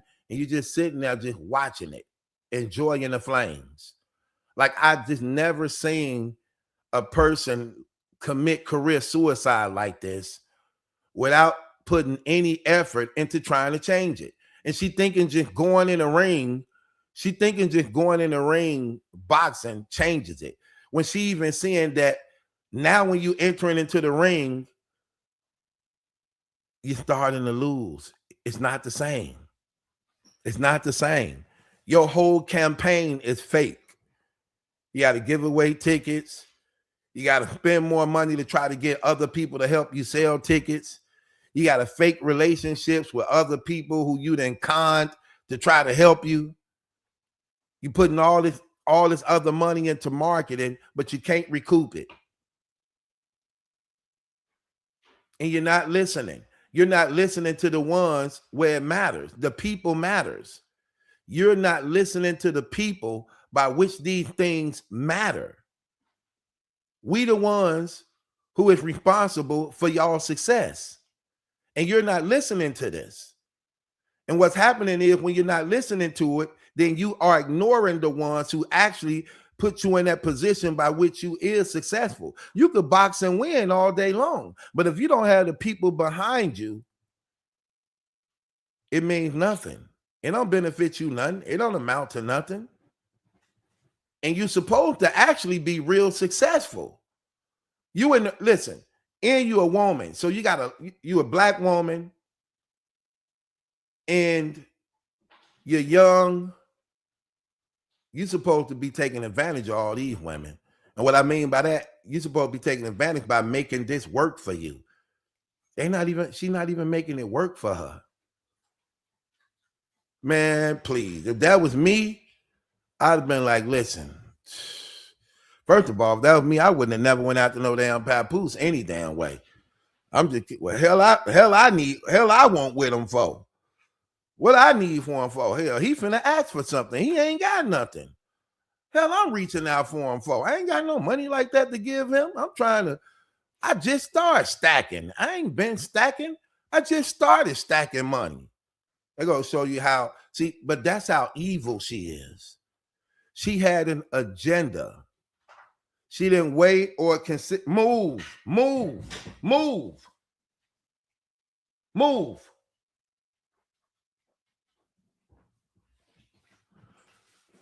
She had an agenda from the very beginning. She had an agenda from the very beginning. She didn't even care about weighing her options. She was literally watching them. Get out before I hit you in the head. She was literally watching them on social media, going back and forth with each other,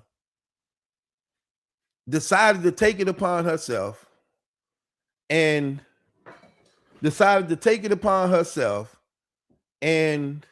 hold on, man. I need my stick. I'm finna pop this dog. Hold on.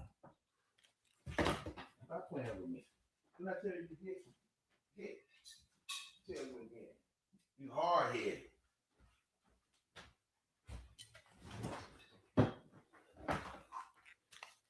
Anyway, that's an evil girl, though. She watched them people on TV. Think about this.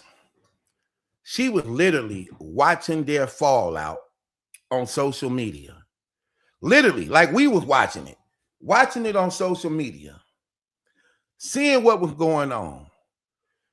Even though she's the champion, undefeated, with titles, got a fiance, out of all the people she could have, because she got some money. So it ain't gonna be hard getting any man you want. She watching this unfold. Then we know where the thought and the idea came from. So she put the idea in her head that, hey, won't you reach out to him? She reached out to Remy and she reached out to Pat. Remy got the responding.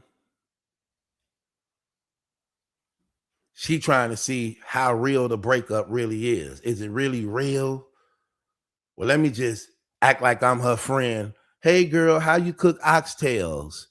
Hey girl, I need some pointers on my hair. Hey girl, who pick out your clothes? Hey girl, what you watching on Netflix? She trying to check the temperature. Friend and her. 2 years. Then they go get into it again on live. They get into it again on live. Oh, you broke, all this. But all the time, she had already been doing her little thing. Hey, come out to my fight. Propositioning him sexually.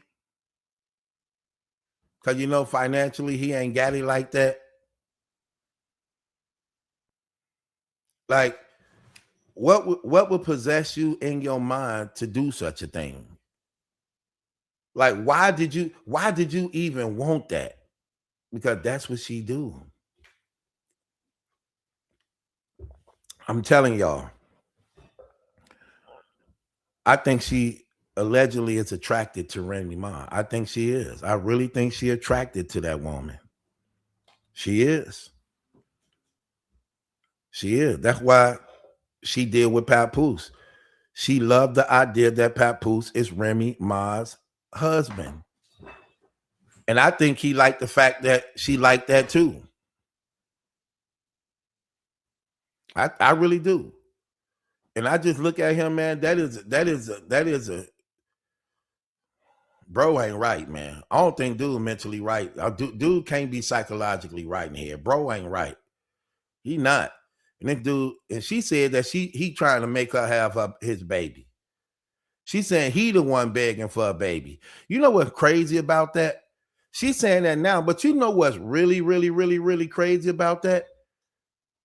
That Remy actually said that first. Remy said, let me guess.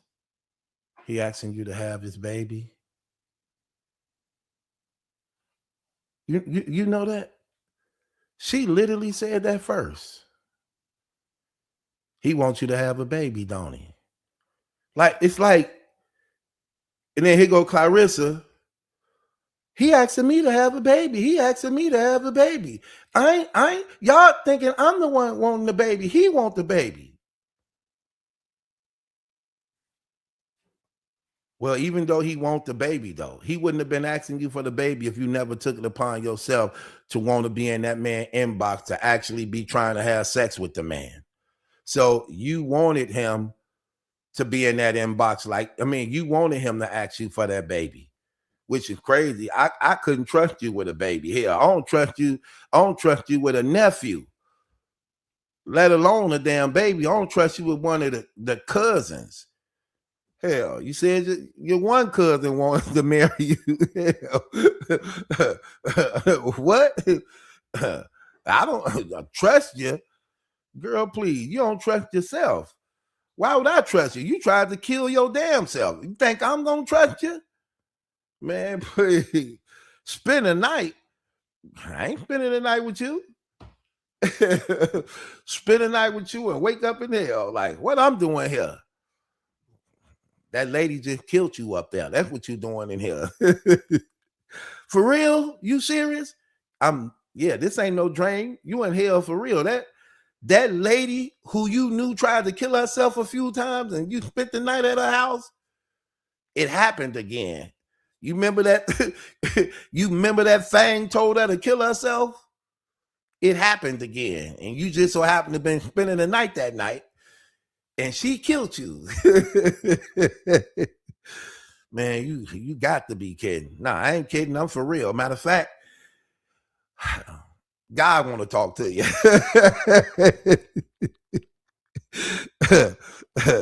Oh yeah, you died in adultery, partner. Man, please. I ain't spend night over no damn Claressa Shields' house. You ain't finna force me to eat nothing in your damn refrigerator. And breeding them be stumping roaches. Them things go in your ear. Them things that go in your ear and build a living room in your damn ear.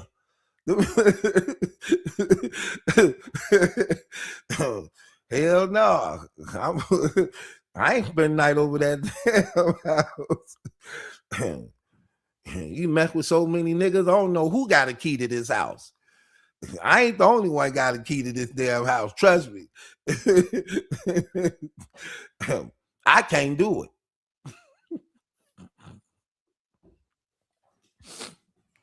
I'm just saying. These people is terrible. I saw it. Y'all remember it?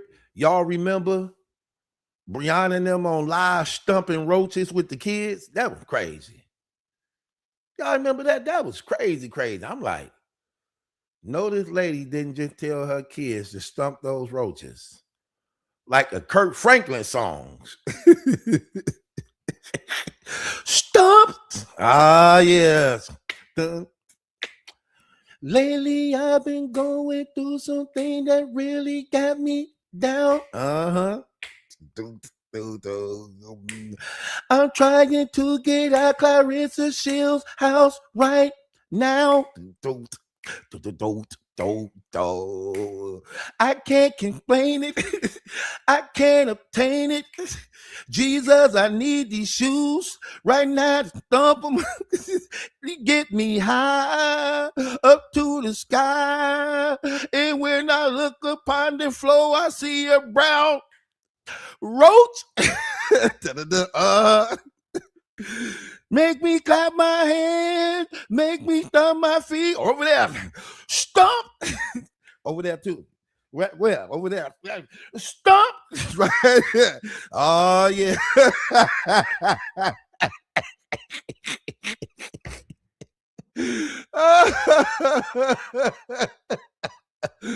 Oh my gosh. Man, that was funny that day. I said, man, no, no, they not live doing this. Then she getting full off drinks. I'm like, oh man, this is really, really bad. This woman turning up full gallons of liquor for food, getting drunk off liquor, getting full off liquor. Remember, she went to the cabinets and went to the door in the pantry where the food supply supposed to be, and the whole damn door fell off. I was like, dang. And when the door fell off, it showed the food supply. It wasn't even no food. It was all seasonings. I'm like, damn, where the food? It was like baking soda, crushed red pepper, salt, lemon pepper, garlic pepper, onion powder, taco seasoning. Yeah, plenty seasoning, but no, I'm like, the spaces where the food's supposed to have been was gone. I said, that's crazy. They eating seasonings. they eating seasonings like sunflower seeds, just opening the pack of seasoning and Kool-Aid fingering the damn seasoning to get full. I'm like, this crazy. Come on, man. You sitting up here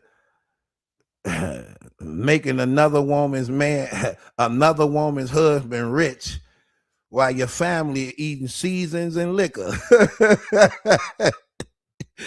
Oh my gosh. I be trying to do this with y'all. I really do be trying to do this for y'all, man. Y'all they make my job easy. I normally would try to write down some jokes. This stuff is so damn easy, I ain't got to write down a joke. It's all a damn joke. Just play a video and put up a post. You naturally laugh. I don't know what's wrong with their family. They do lives half naked like they strapped. They be doing lives like like they eye candy. They be doing these lives half naked,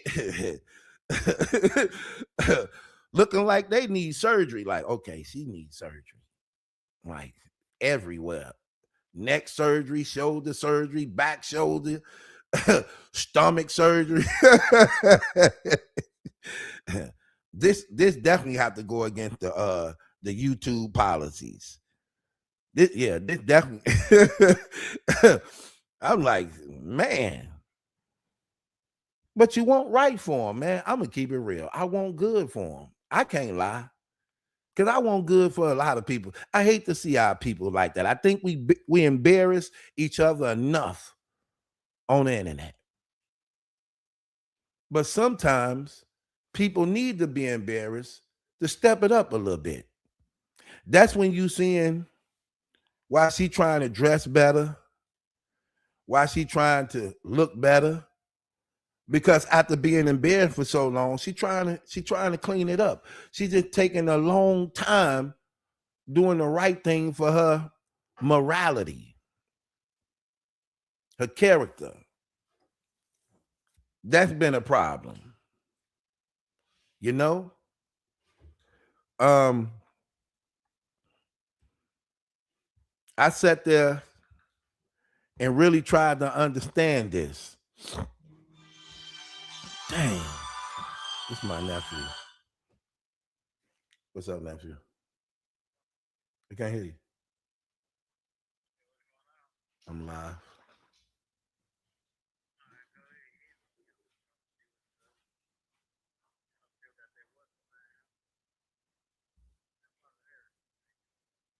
Oh, you took it back?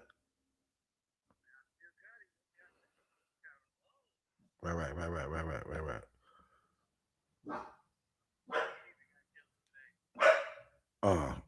Yeah. Okay, I got like one more hour while I talk to you.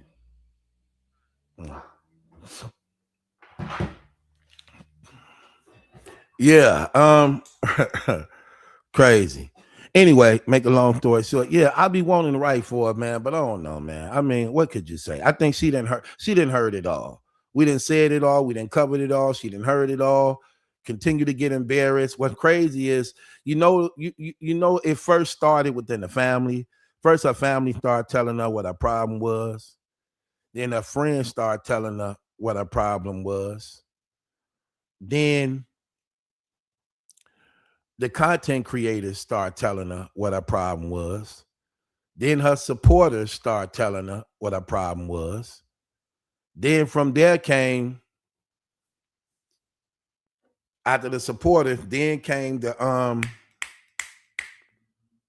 celebrities. The celebrities now telling her what it is. And it's like, she just ain't getting it, man. She just ain't getting it. It's like she thinks she living her best life every day, getting the worst news of her life. It's like this is what she like. This is where she believes she flourishing at. She really believes she flourishing. She flourishing in this. And that is just not the case. You know? Like, she don't see that she losing value everywhere. And I know that this relationship is costing her a lot.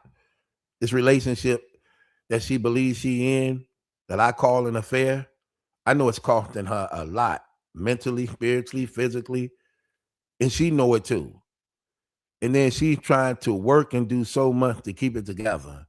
And she keeps saying that she with a good man. How you with a good man when the man you believe is good is actually adding to your whole, I ain't gonna even say empire, because you never had an empire. But your whole foundation of your name and brand is just gone. And I really don't believe she can come back from this. I don't believe she can come back from this. I believe women and had it to the point where she can't come back from this. It's just too much going on. It's too much going on for her to actually really, really win back the hearts of the women. And I don't think she got it in her to humble herself to actually be in the mercy of women. Not only that, I'm gonna keep it real. She don't even got it like that to be in the mercy of when it come to God. She don't even believe she should repent for what she did. When she was on the phone talking to that minister lady, that witchcraft lady, that was terrible. And she was talking to that lady, and that lady was literally encouraging her to stay in adultery. She ain't doing nothing wrong, that she is on an assignment from God while laying down with a married man. Do you know that's what that lady was telling her? And was claiming to be a so-called believer, but saying anything just so that she can get a donation or she can get a few dollars, or just to have the credit of basically saying she know Claressa in front of her congregation to make herself seem important. Like, girl, please. Claressa talk to anybody. You ain't important because she talked to you. Hell, Claressa talked to a rock. A rock, believing it actually would respond back to her. Talking to you, please. She talked to any damn body. She do. I just think, man, at the end of the day, man, I see it all coming, man. It's just all folding right before our eyes, man. Papoose, to me, he just a poor excuse for a man. I'm sorry. I don't want to feel this way about the brother, but I just got to call the brother out on how I see it, bro. I just think he's a terrible dude. He's a terrible man. I believe he's very weak when it comes to women. He don't know how to lead. I really, really do believe with all my heart that a dude like him, man, he's clearly a narcissist. He's very selfish. He's very prideful. And he don't mean women no good. He is a terrible, terrible person when it comes to black women who he claimed to respect so much. Like, bro, get up out of here. Get up out of here. Terrible. You know what I mean? Because he could stop it at any time too. It ain't just Claressa Shields, it's him too. He could stop it too if he choose to, but he don't want to. He don't want to because he feel that this is his last hustle. His music ain't going nowhere. So this is his hustle right here. Terrible.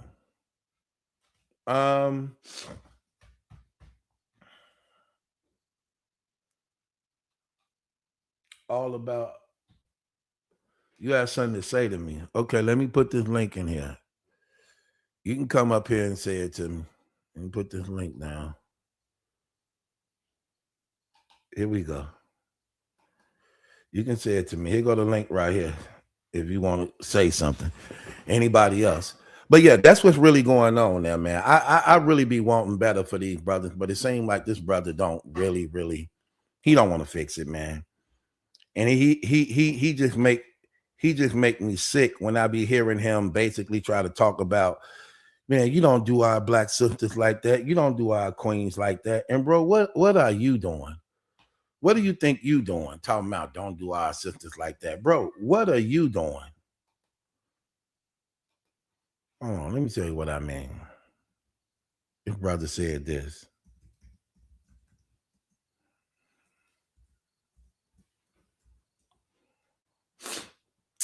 Right here.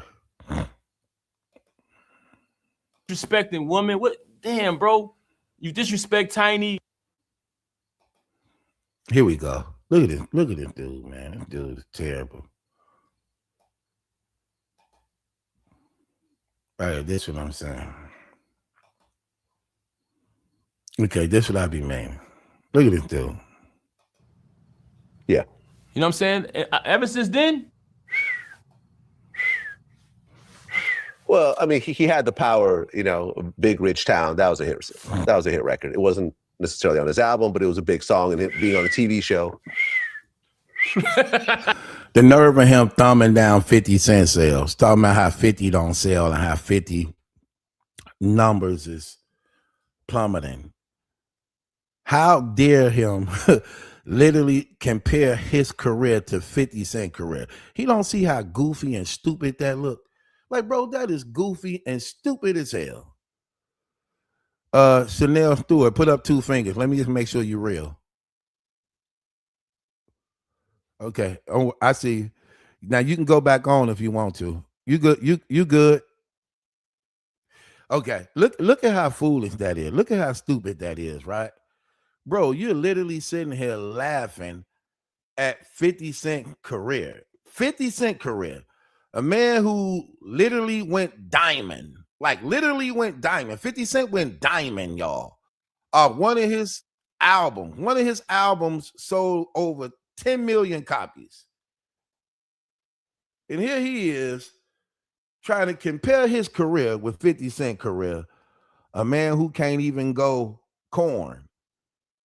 You can't even, bro, you can't even get out the damn kitchen with a song.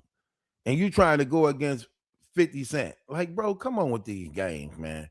Okay, I see you, sis. There you go. How you doing, sis? I'm okay. You got a beautiful boy. Yeah, this dude is terrible, man. This dude trying to literally compare himself to 50 Cent career. What is wrong with this dude, man?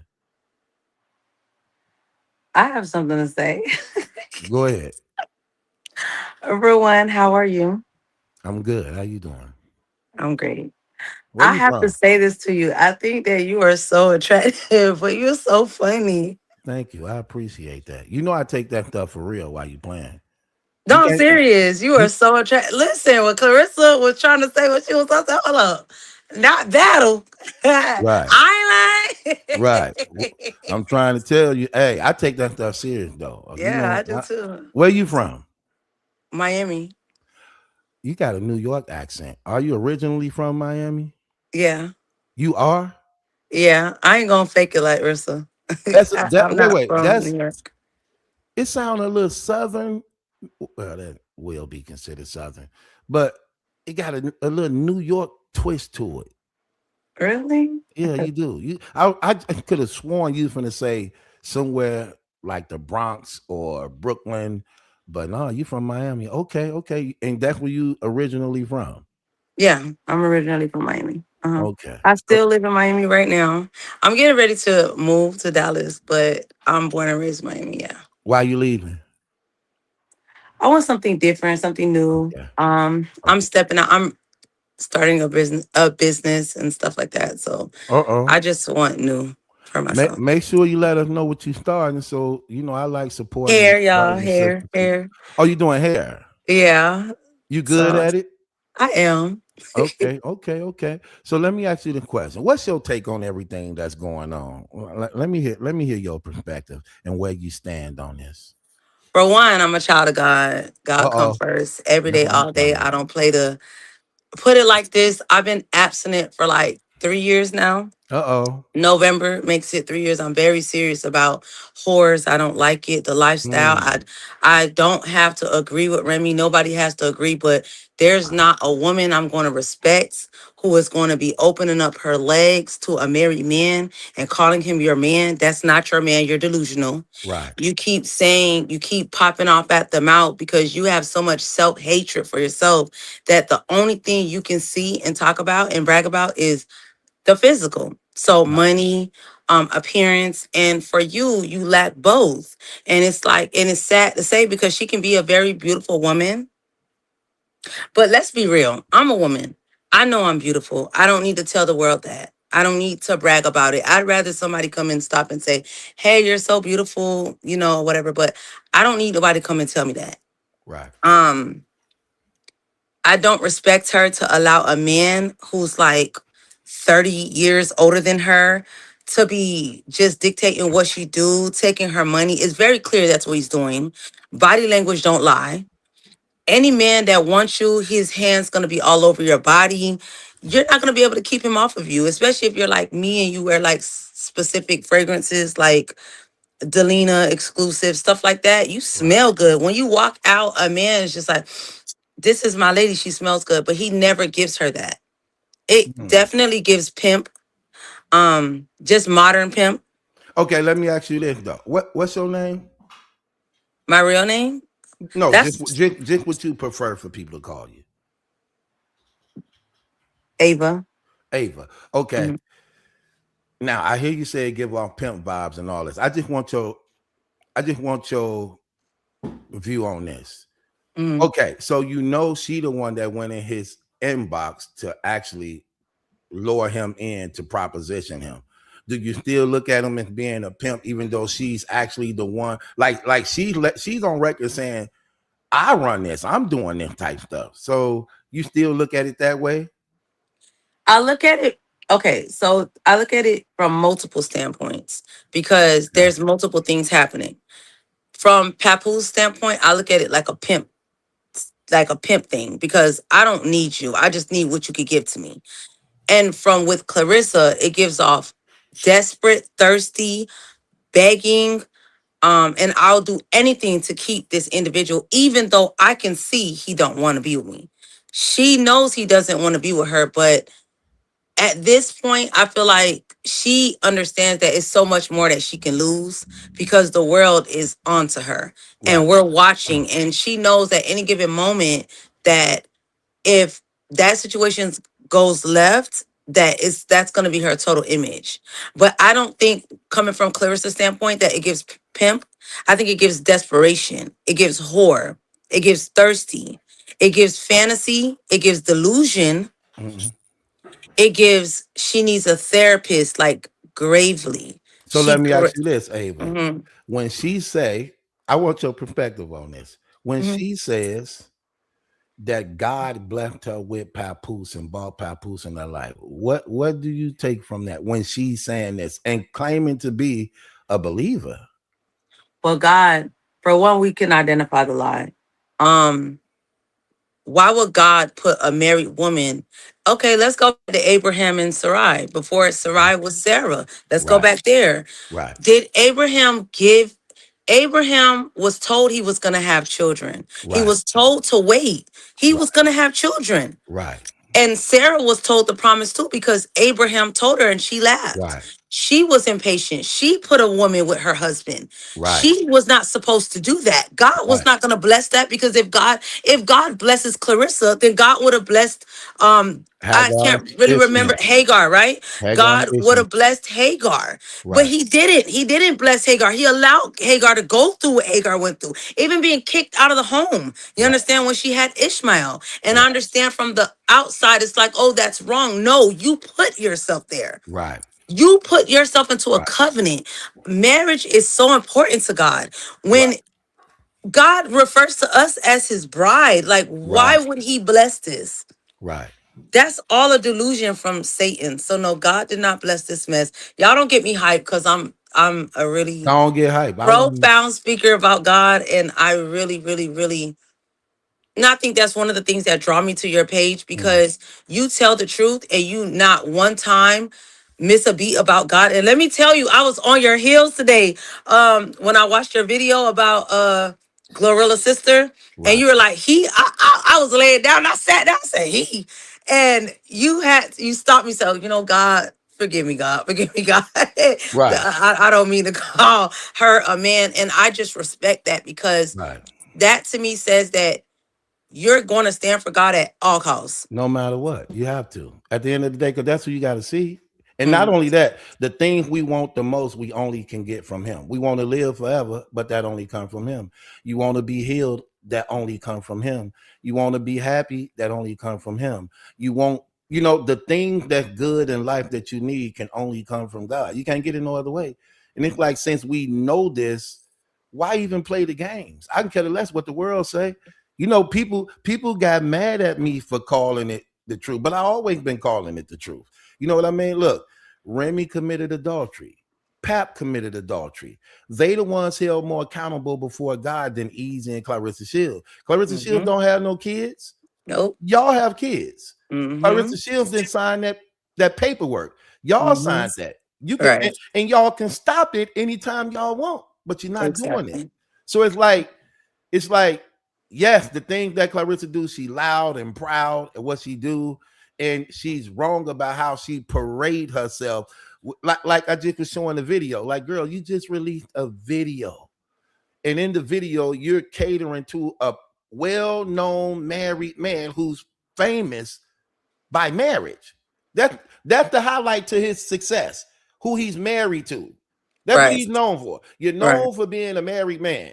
So, and you got him in your video like he's single, like he your husband, and you want the world to accept it, and then you in frustration because people calling it what it is, and you trying to actually make it seem as though y'all got it all wrong. We love each other. You're in adultery. They don't even go together. Love and adultery don't even go together. What are you talking about? And overall, it's just lust. And that's exactly what it is. You are married. I think the world needs to hear this. I'm gonna say it from a woman. You're not in a relationship if he's married. Sorry, that's delusion. He has a relationship already. Until there's a divorce, you are nothing other than a whore. You're considered to be a whore. That's just what it is.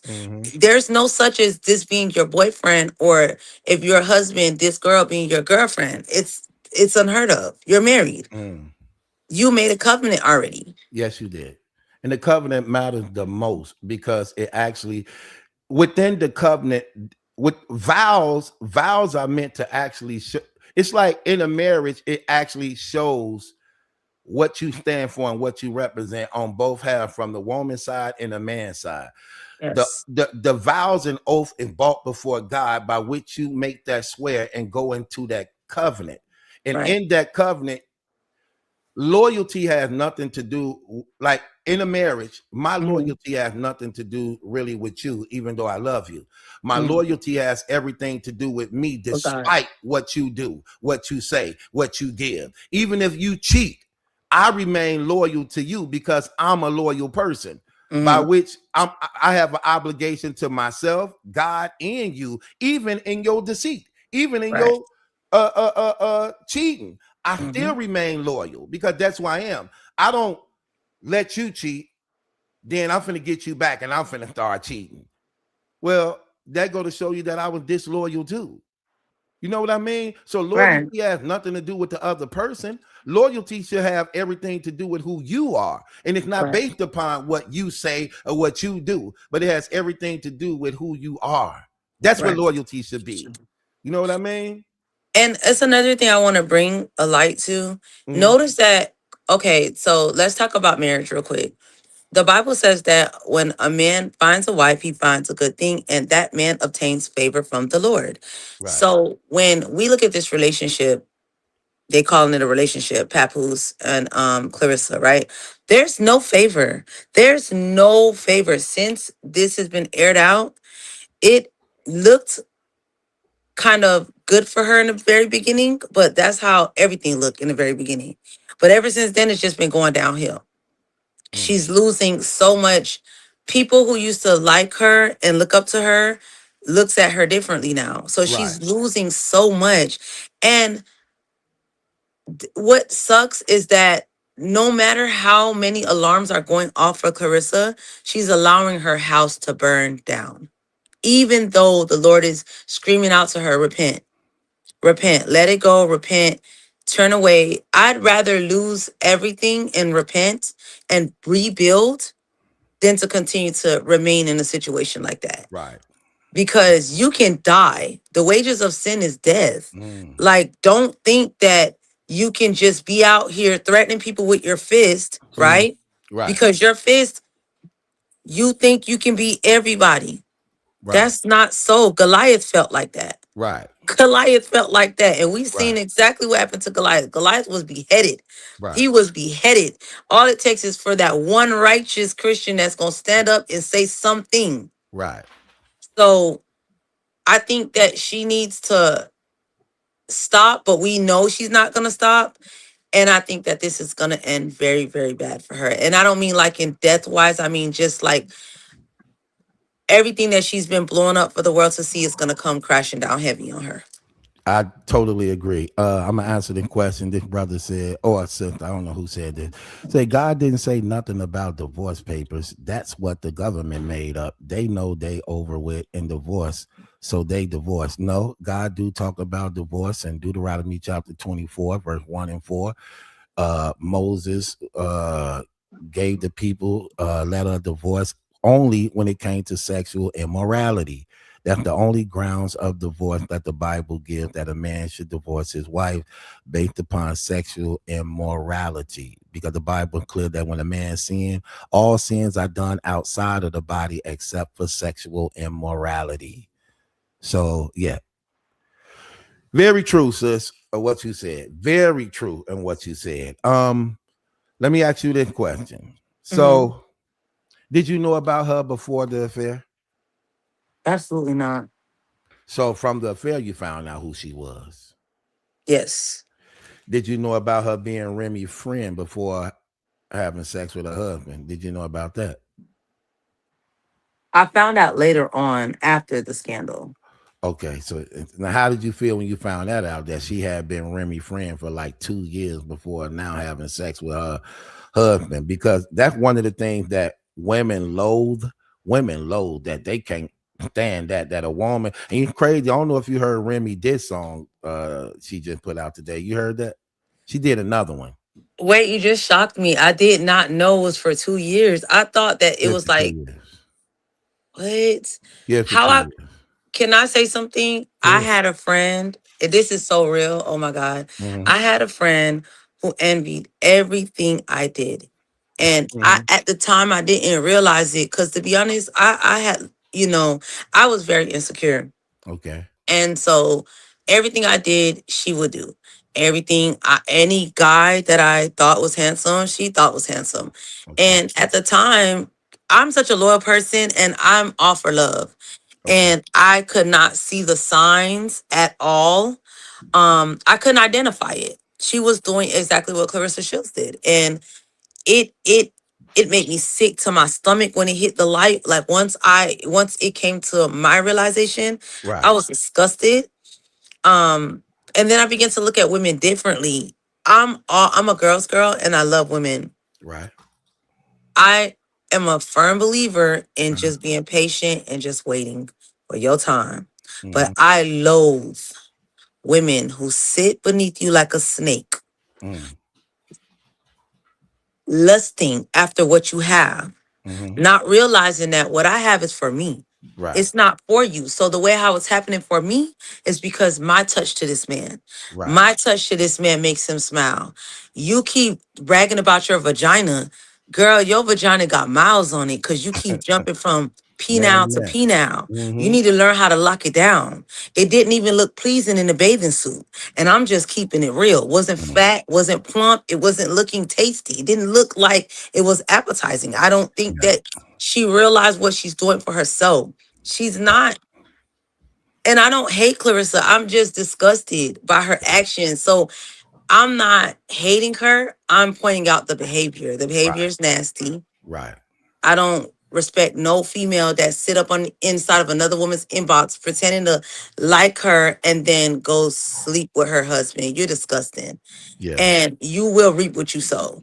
True, and I believe that's exactly what's happening to her right now, right before her very eyes. And again, she see the house on fire, but not doing nothing about it to actually recognize the hand of God is against her. She don't even see it. It's coming from so many different directions. It's not even funny, and it's like it's being televised right before your very eyes. Like you're literally being used as an example of how not to mock God at the same time claiming you walk with him and you seeing it just falling down piece by piece, and it's always something new. It's always somebody else against her, and now it's starting to be the celebrities now. Like I was just saying, it first started out with a family, then from her family her best friends, then from her best friends the content creators, then from the content creators the supporters, then from the supporters now the celebrities now is starting to come out against her. You know what I mean? And it's like is going to keep on. It's like an avalanche that she's not.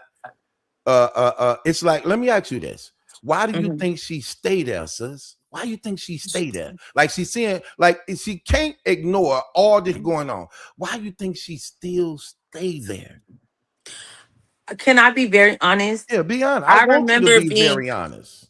and I'm saying this before the world, whoever views your page, I used to have very, very, very bad self esteem to the point where the guy that I was with, he knew this and he used it against me. Like He they made do. sure that he told me I had no family, no friends, no Right. nothing. And I believed him and I was all for him. So I was a fool like Clarissa. I was dumb.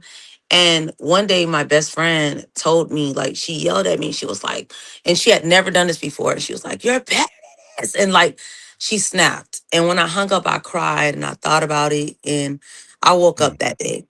mm. I believe that Clarissa stays because she's fearful. She doesn't believe what she's saying. I didn't believe it. If I I ever like said, that. "Girl, I'm fine," I Right. didn't believe I Right. was fine. I was Even though you saying kept it, but saying my it. heart Right. was far from it. Right. My heart was so far from the words. Right. She don't believe she's a beautiful woman. She don't believe she can get anything. She don't believe in herself.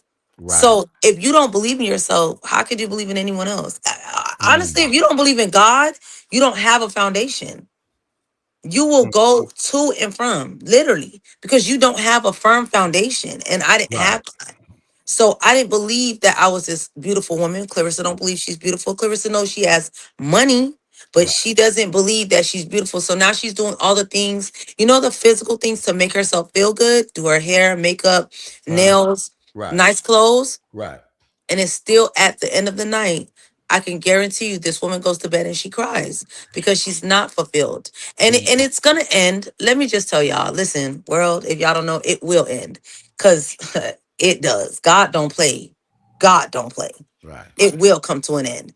But when it does, it's gonna be probably the moment that I'll say for all Christians, pray for Clarissa, because Clarissa uses anger as a way. That's her tool. Right. That's her guidance.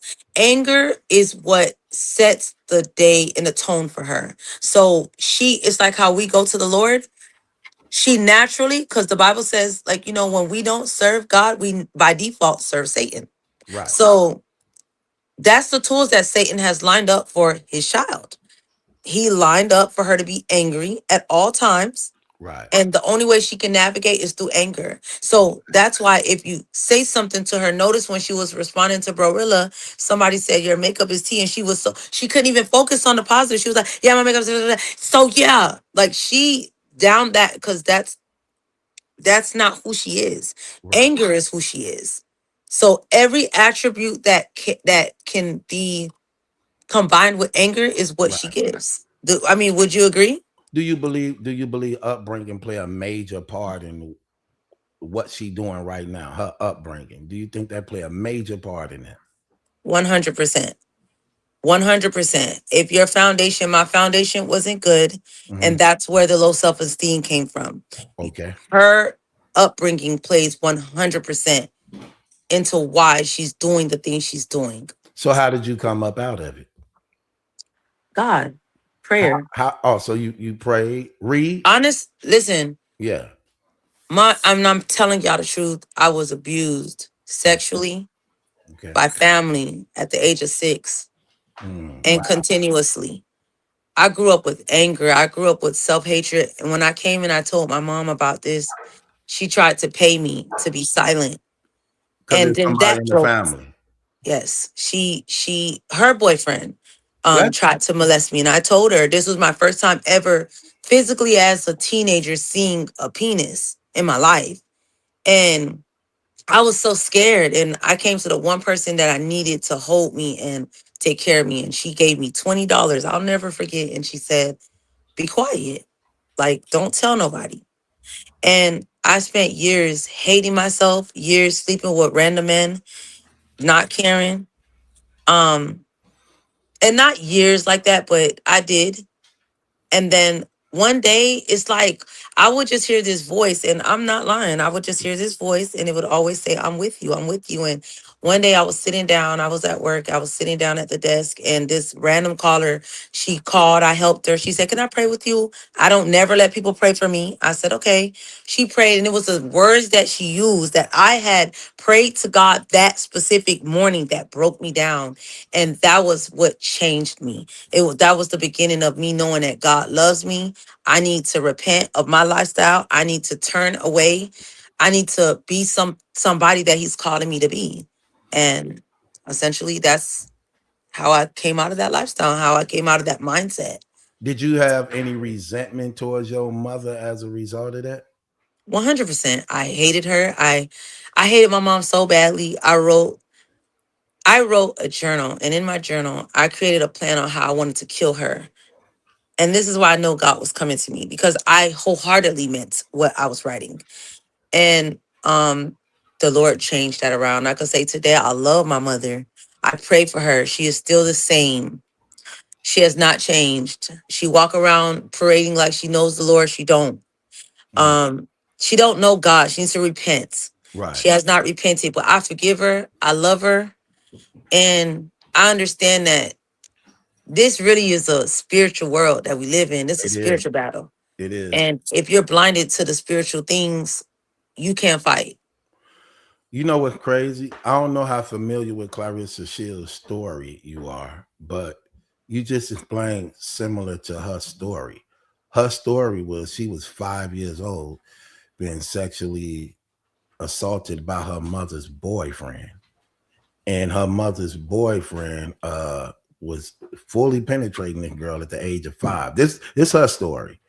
And that her grandmother had came to get her out of the house when she told it to, I believe, her cousin, and her cousin told it to her grandmother. And the grandmama removed her from the house, and the mama was choosing her boyfriend over her, knowing what he had did.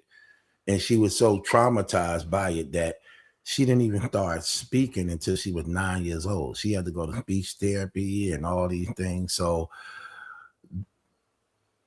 it's not a coincidence to me, to some degree, that she don't really provide for her mother the way she do when they talk about how her mother lived.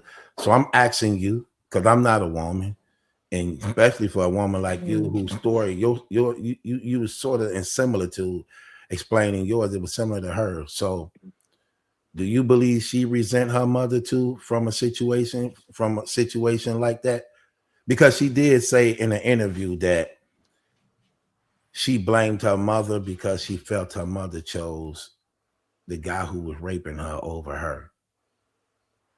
I 100% believe that she do resent her mom because the way how your mind begins to formulate, like, okay, so once I was molested, after the act, I could tell you guys something. I remember my life up to the age of 3. And this happened when I was 6. I have photographic memory. So a Mm, lot of times your mind just wants to block out the trauma. But the mm, person who caused it is the person who you resent the most.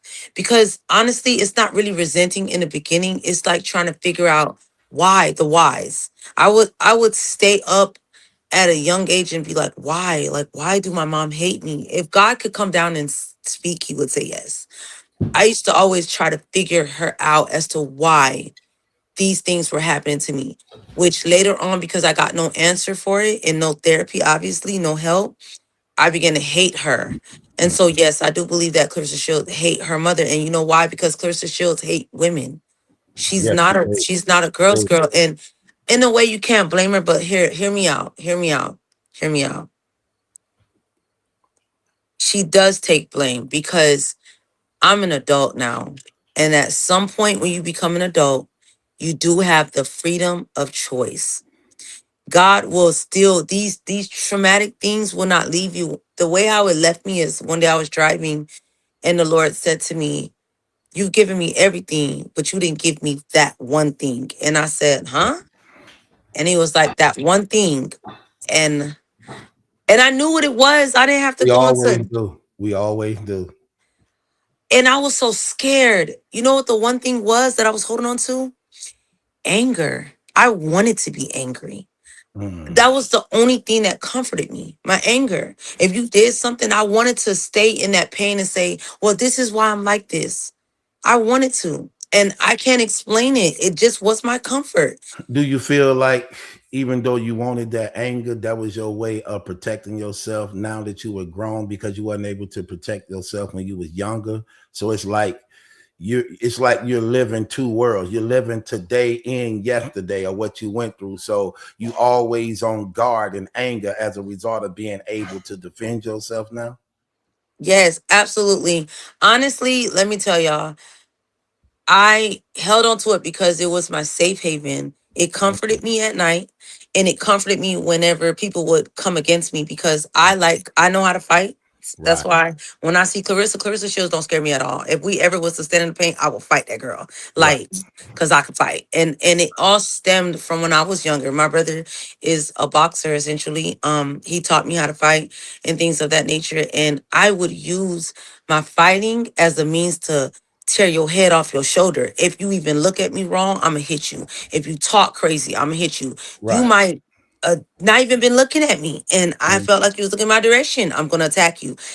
These are all the things I see in her, and that's why I can relate to her. I'm like, yo, that was me. I used to be so angry, but she holds on to it because it's a way to comfort her, I believe, allegedly. But anyways, this is my opinion. I believe she holds on to anger as a means of comfort and as a means to make to keep the peace. And you might say how?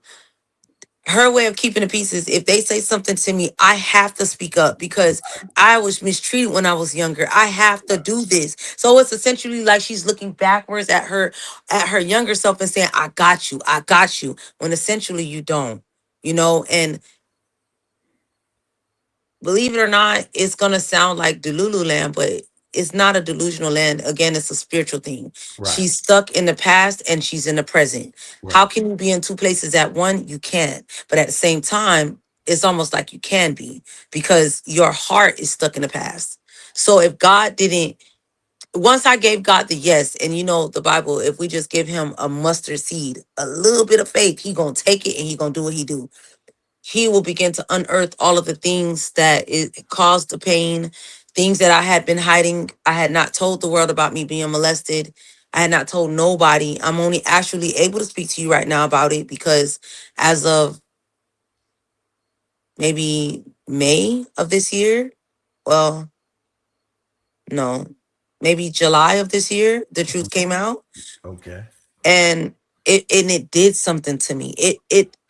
The burden that was sitting on my chest that I could never understand what that feeling was. I used to go to the hospital and say, I'm dying. And they'll say, we don't see nothing. Well, that's what that was. It was a pressure that was holding me down. It was anchoring me down. Mm. And once God relieved it, I don't feel that. I feel so powerful. So essentially, she has the power to come out of it. It's not an excuse. Yes, you were molested, but what are you going to do about it now? Is really the truth of the matter. She has to come to that. I can't really word it. She has to come to that conclusion. Like, Rissa, what we gonna do? What we gonna do? We gonna live in the past, or we gonna get it together? And until she do, God will allow her, because the Bible say, humble yourself and you shall be exalted. Exalt yourself and you shall be humbled. Until she humbles herself, God is gonna make sure that he humbles her. And that's just how that's gonna Okay. go down. What is your take on Papoose? Oh my God. What? Papoose is my ex, 100%. You He a think snake. you think he a narcissist?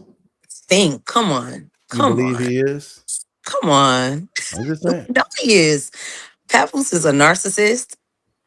Papoose, Papoose is an image guy. Hmm. Clarissa is damaging his image. That's why he keeps kind of like a distance to her. Is she He's playing damaging it. it or is she exposing it? She exposing it. Okay. She exposing who he is. I Okay. like how you pulling out the correct terms, because honestly, it's damaging to his image, but it's exposing because we never knew who this person was. Right. And now we get to really see who he was, and he's everything that Remy explained him to be. Hmm. I grew up listening to Remy. I really You think that might have changed how she started feeling about him too? Like at first in the beginning, like a man could put on his perception, but that you buy into that image, you buy into that identity. Then you may even fall in love with it or become attracted to it. Then you get involved with him and you in it, and then you begin to see these layers coming off him, and it's not you like, whoa, like you get what I mean? Do you think that's what it was? Like in the beginning, she may have bought into the tough guy image, the stand-up dude, and this and that, and then, you know, as you into it, you start seeing different things, and you know what I mean? to be honest, I'm gonna give you my honest take on this. Okay, And I'm gonna give it to you from a female standpoint. that's what I want. Okay, so like if I'm lusting, because essentially she was lusting over somebody else's man. So essentially you thinking of all the sexual things this person could do to you because you don't know them. You know what I'm saying? So you looking at the appearance and he's selling it. I mean, she like it. She's going for it. She wanted this. So when she got into it, do I think that she's not looking at it all the same? I mean, that percentage I feel like is very, very low because I feel like she really thinks she's winning. I think in her mind, Clarissa thinks, oh, I am the program, not bigger than I created the program. So I'm about to be the wife. Listen how she's talking. Right, I'm going to be the wife. I'm going to be the child bearer, right? I'm going to take over. So this is more like a swapping spirit thing. Somebody wanted to swap spirits with me, and they did everything to swap spirits with me. They everything. What is it called again? Destiny swap. And they did everything to swap spirits with me. But see, I tell you this: when God is with you, people can't play with you like that. right. Um, so it didn't happen. She is in the process of wanting this and she's doing everything to do it. I know the steps. So I'm not speaking crazy. She's doing everything she's supposed to do to destiny swap with this woman, but it just doesn't work. In order for it to work, Remy would have had to open up the door in the very beginning, which essentially Remy kind of did, but didn't. She just was being a friend to her. You understand what I'm saying? But I would say that it looked like it started to work, but it's not going the route that she anticipated. I understand she think it is. She'll never get pregnant. I could say so much, but if I start talking, I really just speak from the spiritual because God blessed me to see a lot of things. And there's just things I see that I know is not going to be fulfilled for her. And at the ultimate, to answer your question, no, I don't think that she looks at Pap like really, really differently. I think if anything, maybe she feel like she could be more outspoken because maybe Pap is kind of afraid of her, afraid, because afraid to lose the bag and afraid in a way to lose that control over her. So he can't have too much of a tight grip. He has enough of a grip to where she'll always come back. She'll not have the strength to just say, you know what, I'm done. I feel like he's given her that much of space, but yet control. So I don't think she looks at it any different. No, I think that she's excited where she's at. She's winning in her mind. She has everything. Okay. Okay. Night Armor. What's going on with you, love? What you think about this? Okay, she probably on the toilet. She got weak bladder. Or Go ahead. she's probably laying down. No, she ain't laying down. Trust me. So here's my thing. Here's my thing on a lot of things, right? This has been going on for 4 years. I don't know if you're aware of this. I'm So not. this has been going on for 4 years. Okay. Claressa been in the picture for 2, but this has been going on for 4 years, right? And what I see is a power struggle within the marriage as a result of being divided. See, you know when the Bible teaches us don't be unequally yoked to non-believers? Because that's like the truth. That is the glue by which a family come together, but you know it's held in God. But when you if with a person you unequally yoked, what happens is you don't have the same vision, direction, and goals, which causes division. You know what I mean? Which Yeah. causes division because when he want to go left, she want to go right. Mhm. Because you're not equally yoked by which you come together on one accord for the sake of the family that you both plan together and execute. And then when things are falling apart, you don't know, once again, because you're not equally yoked, you don't know how to come together, examine the problem to come up with the solution. Like their problem as far as like what they was arguing, complaining about was financing. Well, that should be an easy fix to some degree, seeing that y'all are already famous as Mhm. a couple. Mhm.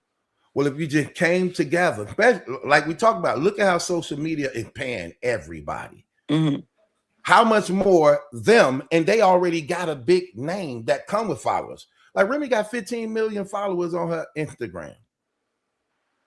That's a lot. Pap got millions of followers on his too. Mhm. All they had to do was come together as a family, see the problem is money, and it's like you successful in your own home. And I ain't even saying it because you're so divided with each other, you forgot the value that y'all have in one another. To the point that you can, but to the point that see, and that's another trick that the enemy do for people. I'm gonna get to you, sis. That's another point that the enemy do for people. Notice he always wants you to look at what you don't have to take your focus off of what you do have. Mm. And you'll find out what you're chasing after Mhm. was already there. It was already there. But the thing with God, he builds patience and character that I'm going to get you there, but I don't get you there until you know how to survive there, till you Right. know how to actually operate there. Oh, perfect example. Joseph given a coat of many colors by his father. A lot of people don't know what that means. The many color represent the different nationalities and nations by which they will be grafted together in Israel. All the Right. nations will be grafted together in Israel. A lot of people don't know that. They see that, see like, oh, a coat of many colors. but the person who wearing it is from Israel. And the coat represents the different colors of nationalities that will be grafted in, which represent the Gentile nations on the branch that is Israel, the tree that is Israel. Now, I say to say this. He had the coat. God gave him the visions of his success, but he didn't show him how to get there. He showed him in his glory, but didn't show the steps he would have to take to be successful in his glory. He didn't know that it took him going to prison, being lied upon, being hated by his brothers, being shamed before the nations. You get what I mean? But it was building character. Yes. Look, he kept his faith in God, that no matter Yes. what he went through, the number one thing he kept was his faith and belief in God, that had him operating in the spirit of God, that whatever was coming against him, he held to faith. But it was a learning process that was building character, that when he got in his glory, he knew how to stay in it, remain faithful, and not only be a witness to God, but also a blessing to others. Yes. And that's the thing that a lot of people don't get, that even when you're going through stuff, this is what I learned. Seeing God in your problems. Like, okay, what do he want me to see in this? Man, listen. I always think about that, sis, because a scripture that give me, no matter what I go through, sis, this scripture always come to me.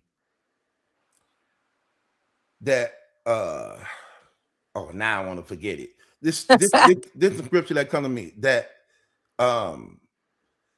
all things work for the good of those who love the Lord and are called according to his purpose. So no matter what happened that may appear bad, because I know I'm in relationship with God, because I know he true, because I know that I'm written in the kingdom of heaven and I'm ambassador in the kingdom. I know that even though it's bad, and or appear to look bad, is working something for me. I just got to recognize what it is. So I'm patient in it. I first check myself, like, okay, what did I do in this situation that I could have done better? Then, you always seek the Lord in it. But I also see, okay, or what do God want me to see in this situation pertaining to maybe somebody else that's in it that I may need to give to them or learn from them. That always keep me through, sis. Always. So what was you finna say? Honestly, okay, so back to the marriage thing. When you spoke about Remy and Pap having the money, right? And essentially falling out, like all of this happening essentially over money. Right? Right. When you don't have a foundation of God, a lot of people say they know God, and a lot of people say God is their. They give glory to empty. How could I put that? Like they give glory to nothing. Cause who is your God? Your God is whoever you idol. You understand? That's your God. So when you're giving glory, don't think just because you say that God is yours. There's a scripture in the Bible that says, "You call me Father, but where's my honor?" You understand? So it's like if there's no foundation to your marriage, that alone, you already lost because there's no foundation. Another thing,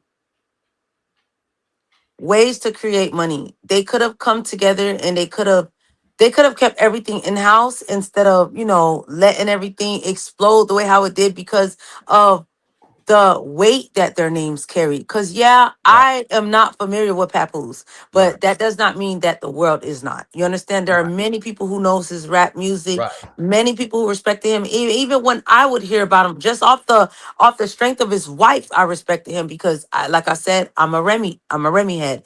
And honestly, Rem's my girl. I genuinely love her. I would still hold her accountable for whatever her decisions are. Right. But I think that's where they went wrong, letting the world into their business. Because once the world got a hold of what was going on, that's all you need, attack dogs to break down what's already falling apart. Right.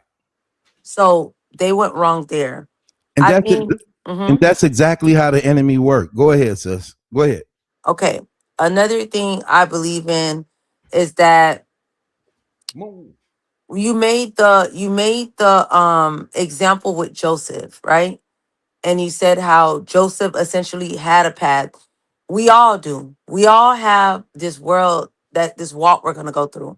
Some people walk look more easier, some don't, right? What am I saying? I'm saying you might look at some people and in their life, they look like everything is going great for them. They got great parents, they got money, their lifestyle as they're growing up is so easy. They're still gonna have a transition when they get to a certain stage in their life that it's going to become a struggle for them because everything was so easy for them and given to them in the beginning. Whereas to there are some people in the very beginning who didn't have anything, like myself, who will struggle, who have a story. Like the walk, what am I saying, Lord? In my story, in order for me to have found God, I had to endure, I had to learn what faith was. And I had to solely believe in God for where I was going into my next levels. So when people would see me and I would go through things in life, they'll say, "Oh, you so strong." No, I'm not. It's God who I'm believing in who is strong for me. When I was weak, God was always strong for me. So whatever walk that you find yourself in, I think you just need to find out, create a relationship with God so that he can help you to navigate. Because I believe that that's how Joseph got through it. Joseph wasn't just going to get through it like that without God. No, negative. Because he was already sold to the slaves from his brother. He had brothers, he was bought and then accused of sleeping with, his master's wife, and then thrown into prison, and then uh told that, hey, we'll help you get out of prison if you could help us to help us to interpret where we stand with the king or whatever. Before those two men got casted, I mean, before the I don't remember their positions. I believe one was a baker and I don't remember what the other one was. But before he gave them their dreams, they said, hey, we'll Cupbearer. remind Cupbearer. you. Say that again. The baker and the cupbearer. The cupbearer. Yes. See, I couldn't remember the cupbearer position. But you know the story of how they promised that they would report to the king the good things that Joseph had done, but it was not Joseph's time yet. And when it's not your time, you're still buried. You're still hidden. So let me give you an example. When I first started my walk with being abstinent, it was such a difficult thing. And I was doing it without God in the beginning. It was just something I wanted to do because I was tired of being hurt. And then once I incorporated God and I said, well, I started thinking about how sinful it is for me to lay down with a man and things like that. And then God will intentionally do things to me. God will do things like if I was, let's say I did have a sexual encounter, God would literally be playing the scriptures in my head. I was so tormented. I said, oh, this is not it. That's when I hung it up. I hung it up that day. I said, I can't. But with Christ, I have been able to look at it from a spiritual standpoint and understand that what is God hiding me for? What is he hiding me from? Why does he want me here?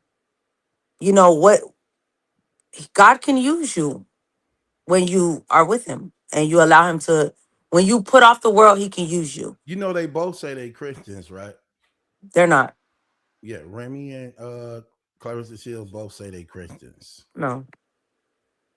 That's what I'm saying. But this is the world we live in, where the word is easily thrown away, around, where you're like, you could say you're a Christian without practicing it. You know what I mean? Yeah. Like, do they even put it into practice? It's like it's just popular to say. You know what I mean? When you don't have to line up your character with what the word of God is actually saying. And it's so many people who actually do that. You know what I mean? Jesus, Jesus, Jesus, Jesus. But they character and conduct is terrible, that the Lord Jesus shone upon them things. You know what I mean? And then Yeah. it's like living for the world and seeking the world approval rather than God's approval. You know what I mean? It's like the world and going after the approval of the world, caring about what they think about you, what they say about you, and you're literally abandoning your purpose as a result of going after the love of the world. what you see so many people doing in this day and era, just literally chasing after that validation that you want the world to validate you for, forgetting this is the same world that'll be one day with you, then against you. One day laughing with you, then hating you. One day so-called your friend, now they're your enemy. The same world you're seeking validation from is the same one that betray you in the end, like all the time. But I have a question. Mhm. So, what do you think? Yes, it's so easy to be persuaded by the world, and I know that you're a man of God. From your perspective, what did you do to separate yourself from the world? I was alone with God. My time in being in prison and incarcerated, it was done by force. As far as like being, you know what? Let me change it because it wasn't. Because the thing about prison is a lot of the things you were dealing with in the world is still in prison. In fact, prison probably will make it even worse. The only difference is you may not have that much access to a woman, but you still have the imaginations and experience of the woman by which is substituted with plenty masturbation. So you're still Mm-hmm, dealing with the imagery. mm-hmm, And in prison, people become more better criminals because you locked up with, like, say for instance, if I'm a drug dealer, I go to prison for drug dealing. mm-hmm, But I always wanted that Mexican plug. There go all the Mexicans over there. mm-hmm. And they know I was a hustler. Yep. So they be wanting, look, just like we want that Mexican plug, they Mm-hmm. want that hood plug because they know all the money is being channeled through the black communities. You That's get what I true. mean? So True. now you get that Mexican plug. Right. Let's say you a stick up man. You Mm-hmm. lock up with the rest of the stick up dudes. So you're learning how to plot more. Let's say you're a pedophile. You locked up with the rest of the pedophile. So you're in this big old pot of gumbo mixed with everything that sin is known for there. So my thing was, I always knew in my heart that God, it's like, let me give you an example. I don't come from a religious background. My mom and them, none of that stuff. We didn't know nothing about that stuff. And it wasn't taught in our house or none of that. And that hurts a lot of children. That when you growing up without God, you're not tapping into your moral compass and conduct. Thou shalt not steal, thou shalt not kill, thou shalt not lie, thou shalt not covet. When you growing up in that, you become knowledgeable and principles and character and morality by which you operate and understand that people have value on their life. You know Right. what I mean? See, that's the purpose Right. of those commandments because it's split in half. The first 4 is about God, and the other 6 is about people. You know what I Mm-hmm. mean? Mm-hmm. So I didn't have that background, that foundation like that. Let me tell you how cold God is. He was sometime personally intervene. And that's what he did in my life. Because I remember, like, I had to be somewhere around 11. And when I was somewhere around 11, my mama had 6 kids. So kids running in and out of the house like we do with kids. Mm-hmm. And, you know, your mom and them don't be liking all them doors. Stop running in and out of my house. Stop slamming them doors. So I remember I was playing outside and I was real thirsty. So I was like, let me go run the house and get some water so I can go back out and play. So I go in the house, and as I'm leaving out the house, she grabbed me by my arm. And then I turned around and looked, and she looked at me. She said, no matter what happened to me, always put your faith in God. I was like, huh? Because I Whoa. ain't never heard that before. She was like, always put your faith in God. And I was like, okay, can I go now? She was like, yeah. So I left and went back outside. Listen, well, you know what's crazy? Those were the last words I heard from her. 2 weeks later, she had a stroke and an aneurysm, right? And it's like God spoke through her that specific moment. Like he prophesied through his spirit over my life to her. And it's crazy because that stuck with me for a long time, because those were the last words I remember her saying to me. You know what I mean? And that's why it stuck with me. Like, you'd be like, what was the last thing she said? I remember she grabbed me by my arm and told me that. And then 2 weeks later, she, you know what I mean, had her incident. And it was crazy because as time went on, I ended up, just to make a long story short, now I'm a little older, somewhere around 20, 21, 22 years old.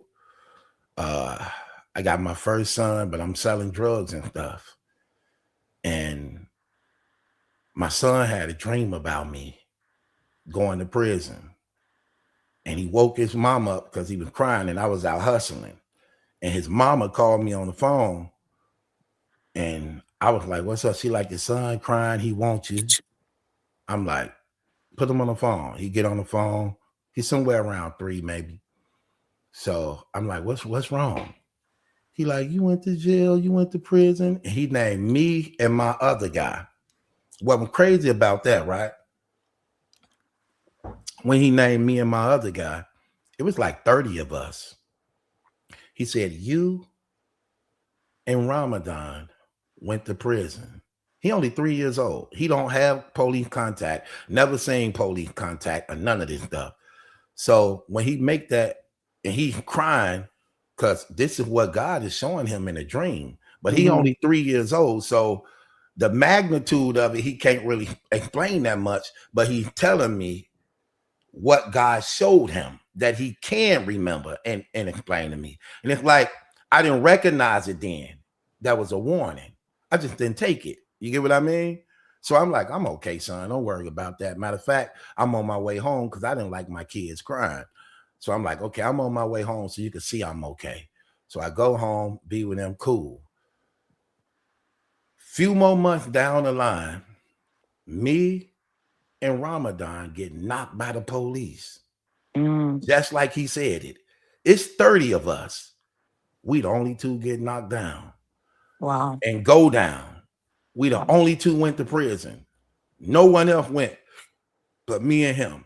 And it was crazy because while he was there, while I'm there, I got a visit from my baby mama with my son. And he's a daddy boy. You know, my kids like daddy boys. And this is when things started to turn for me. 2 things turned for me. My baby mother first told me when she came and visit me, she said, read the book of Psalms. It helped me when I was in prison because she went to prison for selling drugs. So I was like, I guess I look into it type stuff, right? So she told me that. Then my son was with her on a visit. And then he just kept staring at me through the glass. And I was like, put him on the phone. And then she was like, here, your daddy wants you. And he put the phone away. And she was like, here, trying to get him phone. Your daddy wants. He was still staring at me, but he was pushing the phone away like I don't want to speak to him. But he kept looking at me in the face. Then she did it for the 3rd time. She like, you don't want to talk to your daddy because she know he's a daddy boy. He stay up under me all the time. And then he pushed the phone away again. So then she was like, he don't want to talk. He been that way ever since you left. I was like, yeah. She like, yeah. She said, I took him to school. No, she said, I came and picked him up from school. And it was around Christmas time. She's like, and the teacher was like, your son is so intelligent. Because while I was asking all the other kids what they want for Christmas, when I got to him, all the other kids was talking about all the toys they wanted. But when I got to him and asked him, what do you want for Christmas? His reply was, all I want for Christmas is that nobody go to prison again. So then, right. So then when she said that, she saying it to me what happened when she went and got him from school. So when she's saying that to me, she said, I just started crying because I knew what he meant. They didn't know what he meant, but I knew what he meant, right? So when the visit was over, I was going back to my cell. And it's like I could hear the Spirit of the Lord say, is this what your life has become? You're going to sit here and you abandon your family. You didn't hurt your son. Is this what you want with your life? And then it just compelled me to grab the Bible. You know what I mean?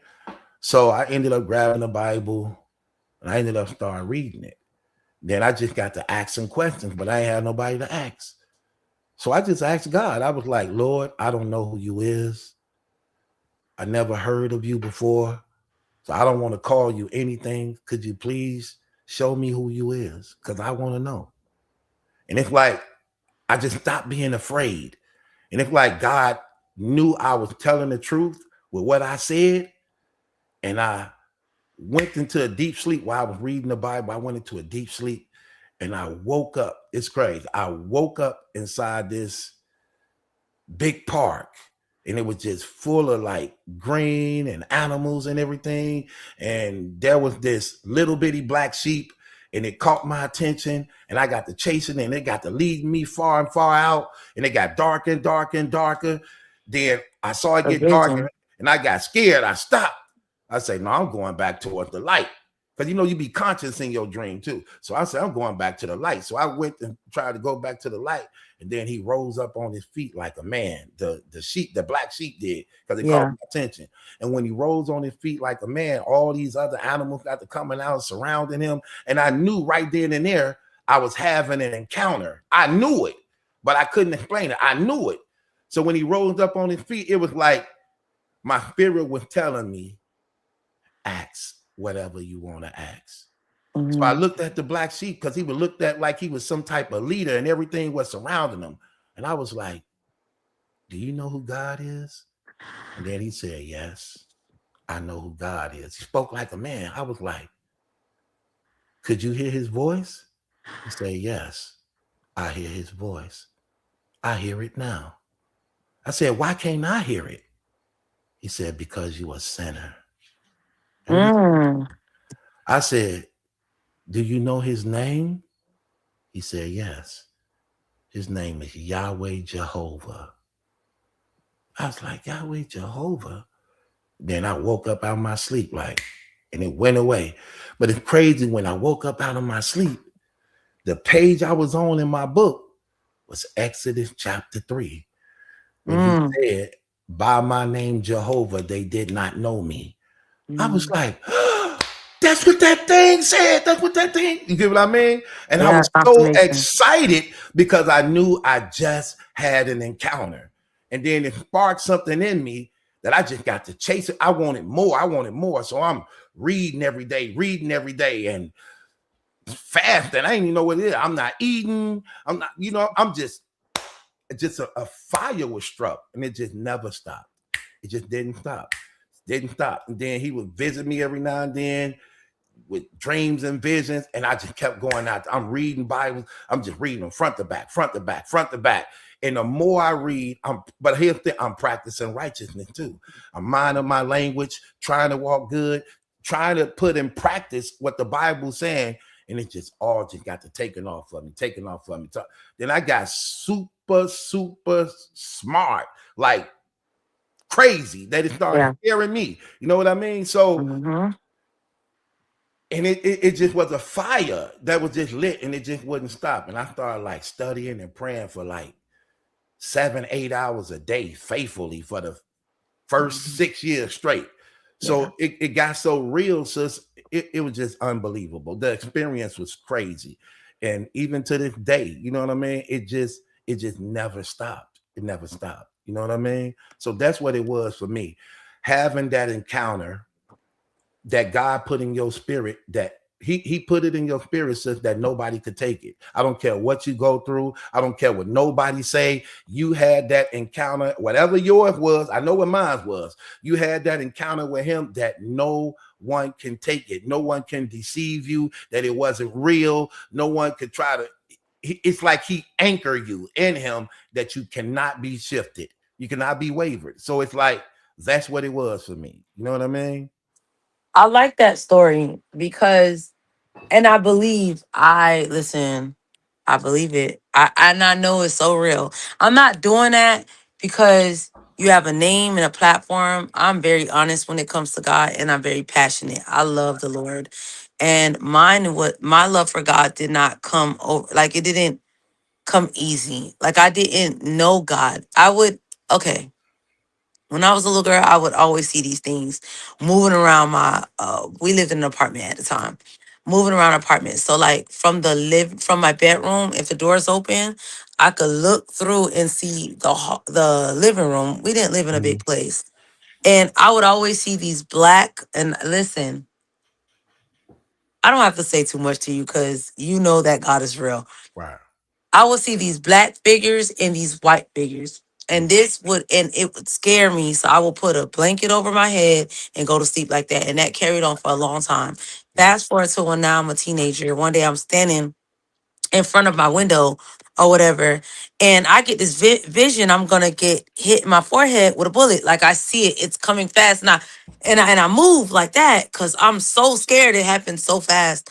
Right. And when it happened, I was in fear for my life. I stopped standing in front of windows. Right. What felt like forever.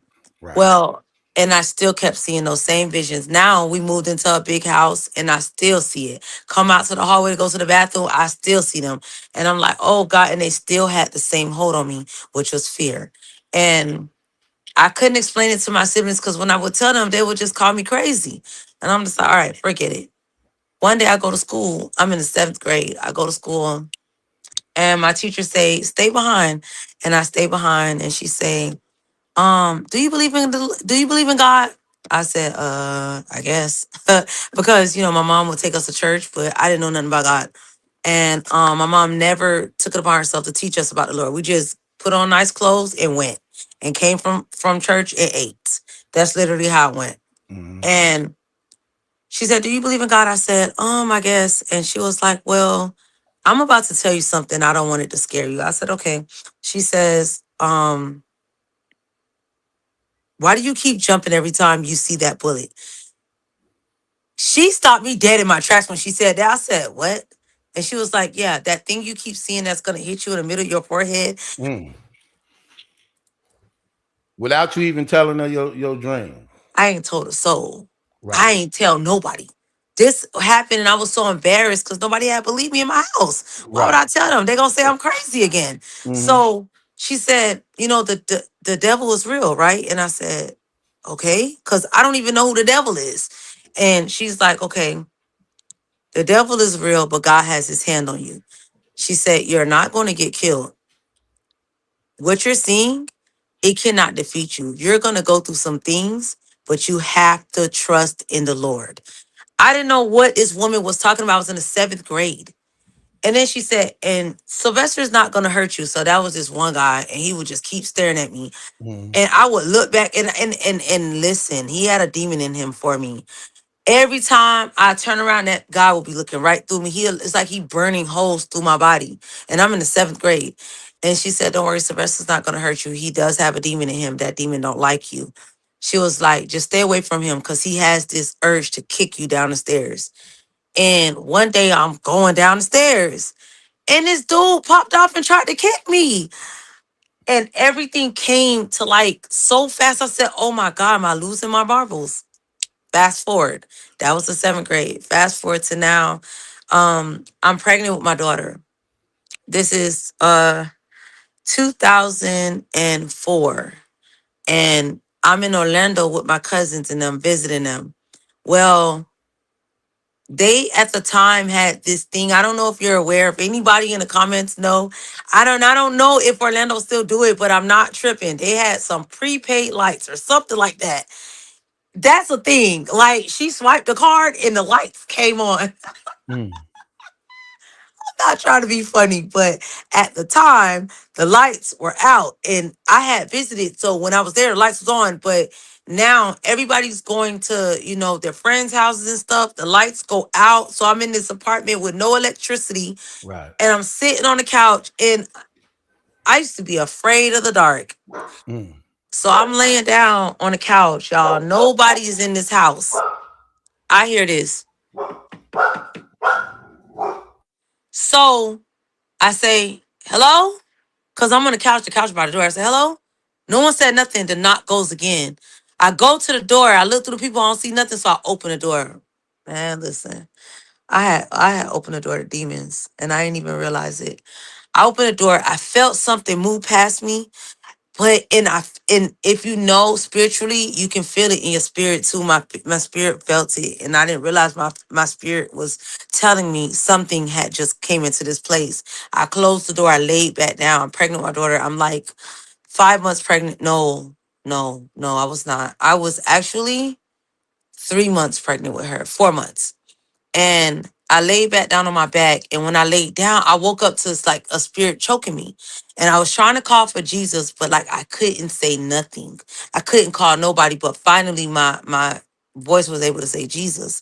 So that's when the thing broke off of me. When I sat down, those same demons I had been seeing from when I was a child, this time I seen up close in person. So I'm like this because I know what I've been witnessing my whole life. This time I see a white demon on this side, or I don't even know.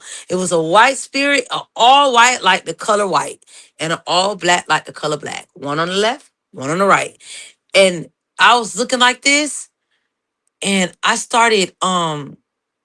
was on the couch and I put my back against it and all I could hear myself say is I was on the second floor, run off the balcony because I'm closest to the even though I'm on the couch, I'm closest to the balcony. And these things started walking towards me. And I'm like, I can hear myself saying, run off the couch. I mean, run and jump off the balcony because that's your only way to get out. And I ran to the door and I'm opening up the door and I'm still looking, they're still coming up to me. And I'm like, and I heard, and I don't know if y'all know that song from CC Winans. It just started playing in my head. I never knew the lyrics. I never knew nothing. I had never heard this song before. All I heard was, I will never let you go. I will never let you slip away. You don't have to be afraid. Mercy said no. It literally started saying that and something in my spirit, y'all. This was the day I realized something in my spirit stood up and I said, hold on. You're not going to kill me. Who you think you are? You're not gonna kill me. Right. And so that was God creating the who I'm supposed to be. I'm a beast for the Lord. I'm a warrior. When it comes down to prayer, I will pray a house down. That's my voice in God. But that was my first day being introduced to God for real, for real. And that night, after saying that, it's like I said, you can't kill me. I was repeating what I heard in my head. Right. You cannot kill me. You don't have the power to kill me. You can't kill me. You can't break me. And I just started screaming till I cried and I fell down on the couch and I was like, I don't want to die. And I heard the Lord say, you're not going to die. And then I didn't see them again. The next day I woke up. This is what's profound about what happened to me. The neighbors downstairs, I had went downstairs and the neighbor had never spoken to her. She said, hey, excuse me. I said, yes. She was like, last night something happened to me and I just need to tell somebody because I can't hold on to this anymore. She was like, please, I'm not crazy. But last night she explained my entire ordeal and her daughter drew it on a paper. What I seen, she colored white, she colored black, and she colored a woman. I'm the woman. It happened to me. Right. And my eyes opened so big, I started to shake. I'm like, she like, you see, I'm not trying. I'm like, she's like, and I'm like, she started like crying with me. We started bawling. And that's when I told her my experience and we sat down and How long ago was this? 21 years ago. Oh, that's a long time. Okay. 21 years ago. And Right. 21 years ago was my first take with God and my first real encounter with him where I knew he will kill you about me because Right. he did not let those demons kill me. I told you, I kept hearing, go to the balcony and jump. And I wanted to. And so that brings it down to my daughter. My daughter got hit by a car, hit and ran over by a car when Mhm. she was one, when she was just born. 1 years old. When she was 1, a car with a Lexus Jeep was speeding through the parking lot. I was walking with her, holding her hand, and she got hit so hard, got knocked out of her shoe, and I lost my mind. And fast I forward know to you today, did. it was a Hispanic immigrant. No lie to you. My daughter's alive. She's well. What about her walking? The devil tried to come back and tried to do something to her again. Um, Can she walk? she can walk, jump. She's a ballet dancer. Oh She wow. dances for the 1 years Lord. old. 1 years old and got hit by a Jeep. But that's not the ending of her story. Her femur later on in life was snapped in half. This is the devil's way of dismantling your faith, Right. is by crushing your children. Right. But to be honest, if you ever want to know who God is, if you think you a bad parent, like you think, and when I say bad, I mean one of the ones that'll go to bat for your children. Right. I want you to think about how much more do you think God thinks of you? Right. And Right. he says it in the Bible. If you give good gifts to your children, how much more will the Lord give good gifts to you? Right. God wants to give his children great things. Like right now, I'm living. I told my friend, I said, friend, I have peace. I got so much peace. Peace over money. I have money. Like when you touch money, you don't brag how Clarissa brag. I'm telling you the truth. If you ever really touch money, you don't brag. There's Right. nothing to brag about. Like, cause you touch it. I own my vehicle outside. My daughter owns her vehicle outside. Like we own our cars and luxury cars. Um, Material don't move me because I know who God is. That peace is a peace that nobody in this world could give to me. I don't feel there's nobody in the world who can break me. I can break me if I allow myself. Nobody can break me. I'm not stupid. I understand that Satan has been around longer than us. That's why you need the Lord, because you yourself cannot beat him. If you ever thought you can, you are a fool. You are a fool and you will die being a fool, thinking you Right. can go up against Satan by yourself. You cannot. He has more wisdom than you because he's been doing this longer than you. You Right. need the Lord. And as long as I got God on my side, I feel like I have the most peace in life. I've had experiences with him, so I know he's real. I've had major encounters. He has given me dreams that has come to pass time and time and time and time and time. He has a track record that he don't lose.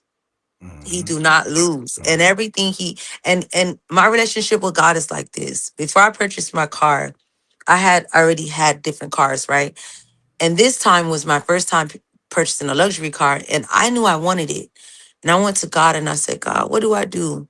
Because I don't just want to do anything. And God said to me these words. He said, I want you to pick the vehicle that you feel like you like the most. Make sure it is operable.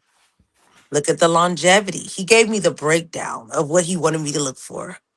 And every time I tried to go low, let me tell you, our father is not cheap. Every time I said, well, because I had a poverty mindset, but God was trying to show me, you don't have to have that mindset anymore. He Mm-hmm. told me what to look for. He said, do not idolize this vehicle. Don't put it before me. Right. Y'all, man, when I found my car, I was like, I found a car. Then the devil came and said, see, you doing too much. Now you're gonna be trying to show out, and you gonna be now the people. He started bringing all these concerns of the world, and having that strong relationship with God. God had to bring me back. Like, what did we have a talk about? What did I tell you to look for? What did I tell you was okay? So when I found my car, the Lord told me it's okay. I like that for you. Go ahead and get that car, and I got the car, and God began to move a lot of things out of my way. I kid you not. I had a long, ongoing, um, treacherous legal battle with this man, Jesus. You was married? Treacherous. I was not. I was a fool. I stayed with a man. I was his fool. for a very long time that when I decided that I was done and we had already had children and stuff like that, when I decided that I was How done many kids you got? with him, No, how many kids you got? Period. I have 6. Okay. With him, 4. Okay. And You ain't never been married? no, I've Okay. been engaged. Did you The get way the how I ring? used to look at marriage, I was brainwashed with marriage. Did you get the Um, ring? I got the ring. You I still got got it? I pawned the ring. Being honest. Okay. I pawned the ring. Okay. I Okay. pawned I'm with pawn boost. I pawned the ring too. I ain't want you. it. Okay. I didn't want it, but I definitely wanted the money behind it. And I'm very transparent with what I say. How long did the engagement last? Oh my God, for years. Right. So It he was was a one of it was them. a lie. Yeah, give you the ring, but hold you off for all them years. Yes. Yeah, I yeah. was can I be honest? Go ahead. I was a S slave, a ex slave. Y'all know what that word is. I genuinely that's what I was to him. And I never knew that. And I'm not proud of it, but this is really my story. And I can't be afraid of it or ashamed. For him, he only wanted what I can give to him, which was my body. He wanted the fat, oh my girl, she look good. She got the curves, the booty, the this, the that. That's how he used to brag to me to his friends. And in the beginning, I felt so popular. I felt like I was all that. But then man, the cheating, the going out of town with different women, calling it work dates, the taking women to basketball games on Christmas, the buying me gifts, buying the kids gifts, and then going out later on, not coming home throughout the whole night. I dealt with this. And in Was he my ever mind, violent to you? very, Very, he was violent to you too? very, very. Especially when you would speak out and catch him up. But the thing was, he couldn't hold down the violence with me because we both was. If you throw it at Oh, me, I'm you gonna was throw it. violent. Oh, so y'all you was violent too. Yeah, if he introduced it to me, I took him out of it. Like I took him out that mindset because he You would fight realized, back. yeah, he said to me, "Oh, you think you bad, huh?" And I said, "No, I am bad." And if you try that, yeah. So what Okay. essentially So you was a fool in what way if you knew how to fight back and defend yourself? What way mentally, even though I knew how to fight, I was a dummy. And if that you that would man let said, him keep cheating even though you knew he was cheating? "Oh yeah," as long as I had him, Clarissa, as long as I had this man, to me, I Mhm. worshipped him. To me, he was everything I wanted. You know what I mean? And Right. so I felt like I had what I wanted. And in the beginning, he would do a lot for me. And so it was like, oh yay, this is great. But then the insults came. Then I'm sorry, you be pissing me off, dog. I don't want to call you that. You be making me mad. So then that made me feel like it's a me thing. I'm making him mad. Then it's like, I'm just trying to play the game. You nagging, you this, you that. And then I tried to conform to whatever he needed me to be. And I kept trying that for years. I would just keep doing What this. was the And last straw that you just ended it? I got pregnant with my son. And dang, it was a lot. So I got pregnant with my son. And he was like super duperly aggressive verbally, telling me I don't want no other kid, you need to kill the kid, and that immediately goes against. So I Right. was going against I had a struggle. Was he a provider though, trying to get you to kill a kid? Nope. So he's Nope. bad enough. So what? So you like? First of all, I ain't against. I'm against killing kids, but you don't take care of the ones I got now. So if I choose to have it, you're not you're not gonna do it. The okay. only thing that ever stopped me from abortion, and this is just my truth, is God. I had a struggle. I would never give God his glory. I would never put God where he belonged. I put this man in God's place, essentially. So I had a struggle. I was struggling between, it's like I was sleeping with the enemy and struggling to be with God. It was a struggle battle. Like, who do I pick? And I would continue to choose him. And time after time, he would do little, but not do the whole. So pay bills, it's like, in the beginning, he paid bills and all that. But then it came to one point, which was the last point with my son, when he just stopped paying bills, stopped doing anything. And I was like, okay, well, and I reasoned with myself, well, since he paid bills, I'll do everything. And I did everything. LOL Centise helped me prior. I'll cook and I continue to cook. And I reasoned everything he did. I made everything he did okay. And my straw was when I got to the fullness of my pregnancy. You know, I looked around at my family. Genuinely, I looked around and I said, dang, bruh, who are you? You a bum. That's how I'm talking to myself. I'm like, you a bum. Look at your children. Like, who do your children have to call a mom? Like, you a bum. You standing for this? Like, you standing for this? Like, you Right. got a little girl. You finna raise her. You know, notice that God didn't give you no more little girls. You know what I'm saying? Actually, he did. He gave, I only have two girls. One is the oldest, and I have the one that's right before the youngest. And I looked at my oldest and I'm like, yeah, you taught her great things. I always taught my children valuable things, but what is she seeing essentially? But my daughter had a spirit that was different from me. She did not like him. That's not her dad. And she always stood. She had a light in her that God gave to her for me. I Right. truly believe this. She stood when I could not. She was the reason why it had to come to an end. Is one day he said something to her. He had called her a bitch, excuse my language, on your page. Um, and that was raps. I said, "What you called her?" And he was like, "Oh, da da da da da." And it was that day I stood for something. I said How old was she? she was 15, Okay. 16. All right. She was 16 when he called her. That was his first time calling her that. And when I heard that, I said, "Oh my God!" It broke my heart Right. because my daughter, can I just be very transparent? She's 21. She's a virgin still. That's good. This is how I raised my children. And when I just heard this, it just was like, man, what is you doing? Like, I cried all night. I cried for days. I was like, yo, are you failing your children? That was what God put into my mind Right. to break me. That, and he knew that, okay, this is what's gonna break her. She's all about her children and she hates this. And that's what made me say, okay, I gotta, that's what was the beginning. But the strike, what made me put him out the door was when after I had a conversation with my friend, I went to the hospital. I had the baby. No lie, I had the baby, y'all. And I came home. I said, get the F out my house. Just like that.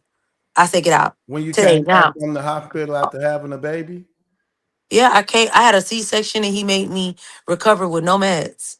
I recovered with no medicine.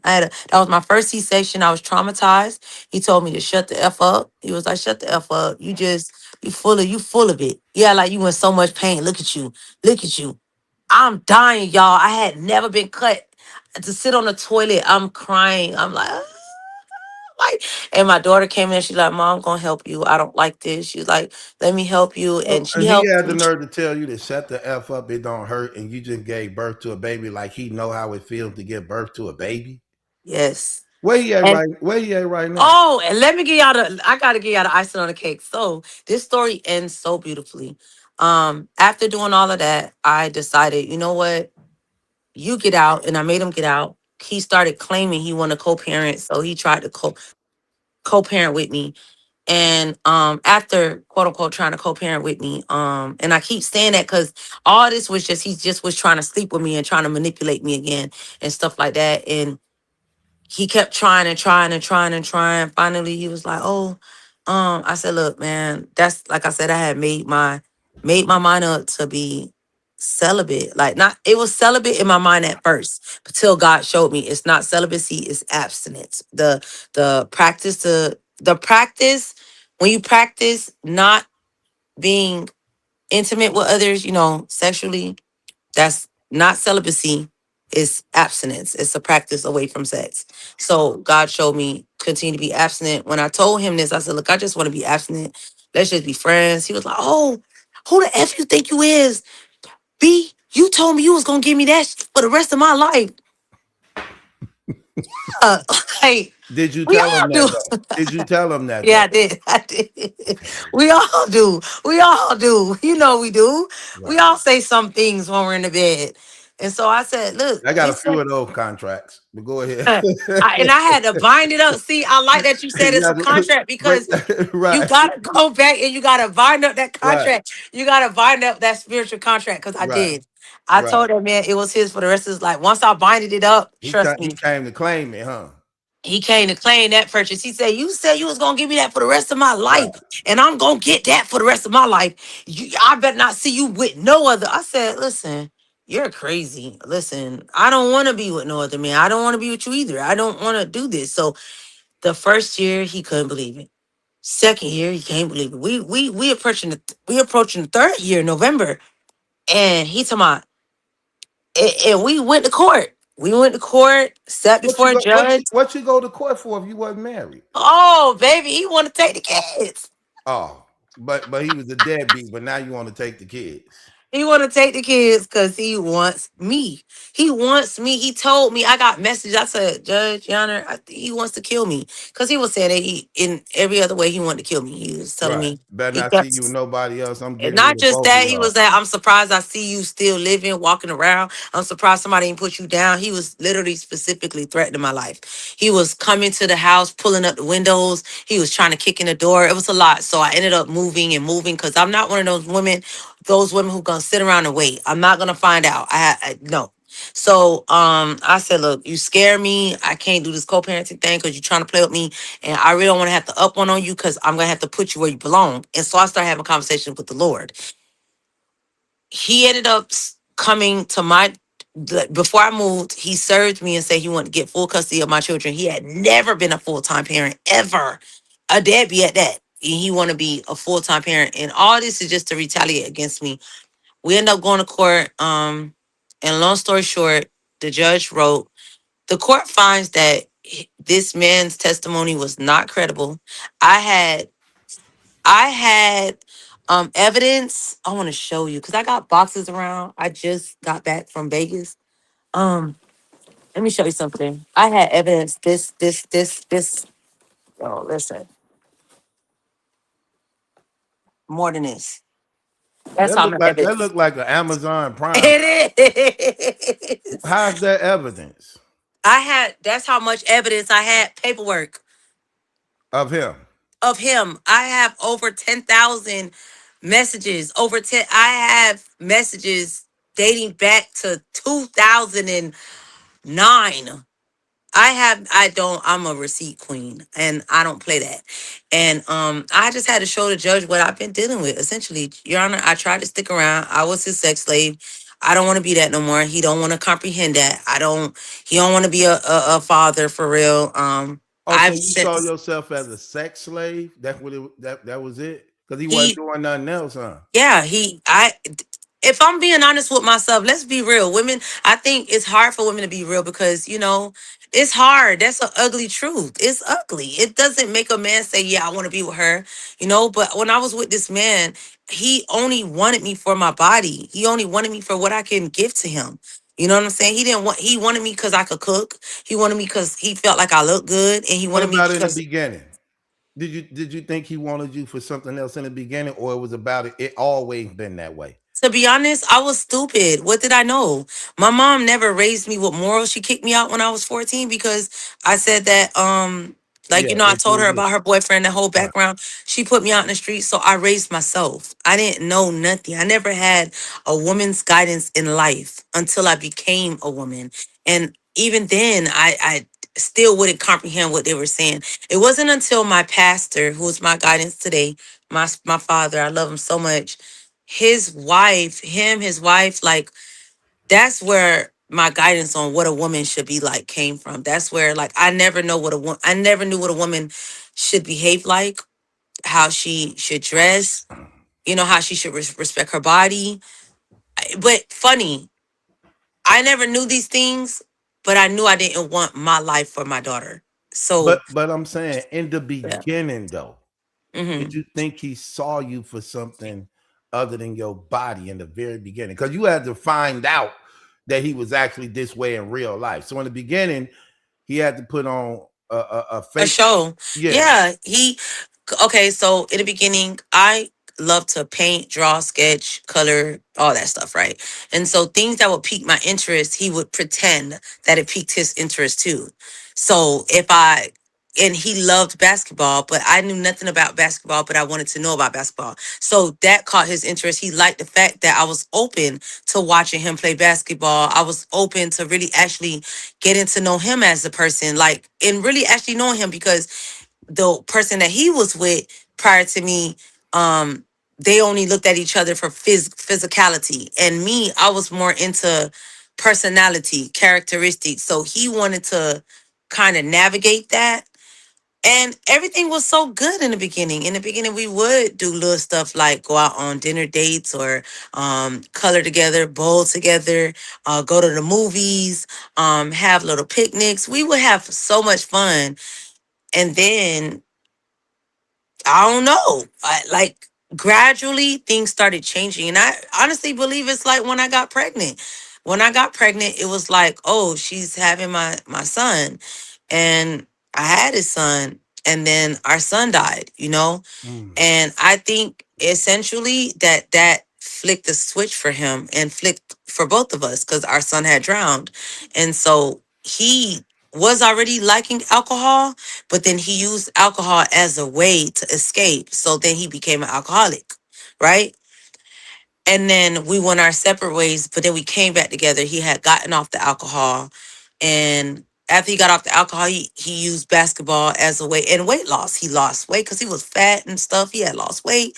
He really started getting it together. But the him who I knew in the beginning was gone. So in the beginning, he excited me with what he liked: basketball, going out, activities, and even traveling. We liked that type of stuff. Right. And then once we had the baby died. I do believe that was a pivotal moment for him. I genuinely believe that it was a pivotal moment for him. Okay. Yeah, to be honest. How old was the baby? 1. He drowned. And he drowned. Wow. He drowned. He drowned a month after his birthday. He drowned. My friend was watching him. A friend of mine was watching him, and she was cooking. She opened her front door, and not her front door, her sliding door, and he walked into her pool. And so yeah, and so that was a very difficult moment for he and I. But then he used that as a way to torment me against you, right? Yes. So if you wouldn't have never did that, you left her, right? You a murderer. You killed our son. And he even brought those allegations to court. It was a lot. This wasn't just an easy relationship. Honestly, I'm not gonna paint him out to just be a devil, because you want to know the truth? You want to hear something? His mom died. Okay. His father died of HIV. His mother died of 2 failed kidneys. His sister died of, and this is the truth. His sister died of cancer. Our child died of drowning. His baby mother died of, what do you call that thing? A hernia. A hernia that exploded. And I looked at him and I said, you need to go to God, because all those deaths like that it's literally God is trying to talk to you. You need to go to the Lord. And then I had a vision of him today. Just a few weeks, I had a vision, a terrifying one. And I sat up slightly and I said, nah, he wouldn't do that. Because I was laying on my bed and I said, he wouldn't do that. And I laid back and the Holy Spirit said, pray for him. And then I seen the vision again, y'all. It was so bad. It was so bloody. It was so plungent. It was very heartbreaking. I got up and again, this time I sat down and I said, well, God, he wouldn't do that. And God said he would. Pray for him. And so I was confused. So I started to pray, but my prayer wasn't how I normally pray. And so I called my pastor and I told him, my pastor said, hang up with me and go into prayer. My pastor said, you heard that twice? I said, yes. So then the same thing happened today. But the difference is it happened with our children, with him. And I seen it, and it was clear as day. I was laying down, I seen it happen like back to back. And I opened my eyes and I began to sing and worship and I began to praise God. And I said, God, I'm going to praise you through this. I'm going to praise you through this because it's not going to happen. I understand that the enemy lost a very big battle. And so now and I told everybody, guys, it's not over. We won the first, you see? I wish you could hear that. That's really how he talked to me. That is how he talked to me. The Lord talks to me through sounds like thunder, and he talks to me through visions, wonders. images, and I could show you. I really, if given the time, I really want to show you something that I recorded. I recorded that you will see with your eyes, and you'll understand. Basically, the vision I had today, I did get up. It was a very, very, very bad vision. And I did tell my best friend, I said, friend, listen, the battle wasn't over. And I know this from the story of when Moses told Pharaoh to let go of the children. Pharaoh did essentially in the beginning say yes. And then what did he do? He came back, right? Right. He went back on his word. So I understand he already went back on his word. He started to, and he already went back on his word. And I said, friend, it's already begun. And the Lord had already told me it's begun. This next one is very, very, and I know that God's saying this is where you do need to stand to your word. You do need to pray. You do need to pray against this spirit. You do need to pray against what it's trying to do. It is trying to, and I won't say it out loud. I won't say it amongst an audience because I don't think it's time for me to say something like that. I want God to have his way at the end of the day. I'm going to put it in the Lord's hands. It is a very serious matter. And what I have gone through, I am going to write a book about it. It is a lot. It's more I could say. There's many gaps in my story that I just told you because I didn't describe everything. But I am a woman who has been tortured. And literally, my mom stabbed me. I have a story. I've been tortured. I have been ridiculed. I have been belittled. I have been trampled upon. But I am so righteous in Christ because God he's my voice. And when somebody comes against me, I know when to fold them. We got to know when to fold it. We got to know when to shut it down and just say, this is not my battle. And essentially, I said that to God a year ago. I said, God, this is not my battle. Have your way. And once I gave it to God and I literally stopped responding to this man, I stopped falling for the tricks. I stopped. Everything that's happened to him is not from me. In court, his team went against him. This is all spiritual. I had to do nothing. His team failed him miserably. We didn't have to do nothing. This is, and I told my friend this, and people were laughing. Not my friend, but I remember I told some people, I said, I had a vision. I seen, and then when I had it, I said, guys, I had a vision. I had a vision. I seen the Lord. I seen his robe. I didn't see his face. I seen his robe. It's like it unrolled. It's like, when they roll out the red carpet, his robe unrolled and he started to walk. And as he was walking, I seen blood. And this is and I said, he went into the courtroom. I said, the Lord went into the courtroom. He's in the courtroom. This was a year ago. I was screaming. He went into the courtroom. I saw it. He was sitting at the judge. He was sitting on the seat. I couldn't even describe it to people. I was so excited. I was like, oh my God, he's taking over my case. Because I was going through hell. I was going through hell. I was being accused of abuse. I was I was told that I beat my children, that I was told some really, the accusations were so bad and I was so scared. And here was the worst part. A woman that I had befriended, he found this woman because I guess he remembered when she used to come by the house, and he paid her money to testify a lie against me. But initially it said in the beginning, when you're going to court, it lists all the witnesses and stuff. And I don't know if they were supposed to do this, but they listed her email address and her phone number because she had changed her number. I seen that number. I didn't see this email until the wee hours of the morning, so my heart dropped. And I started to shake. I'm reliving it right now. I started to shake. I ran to the bathroom.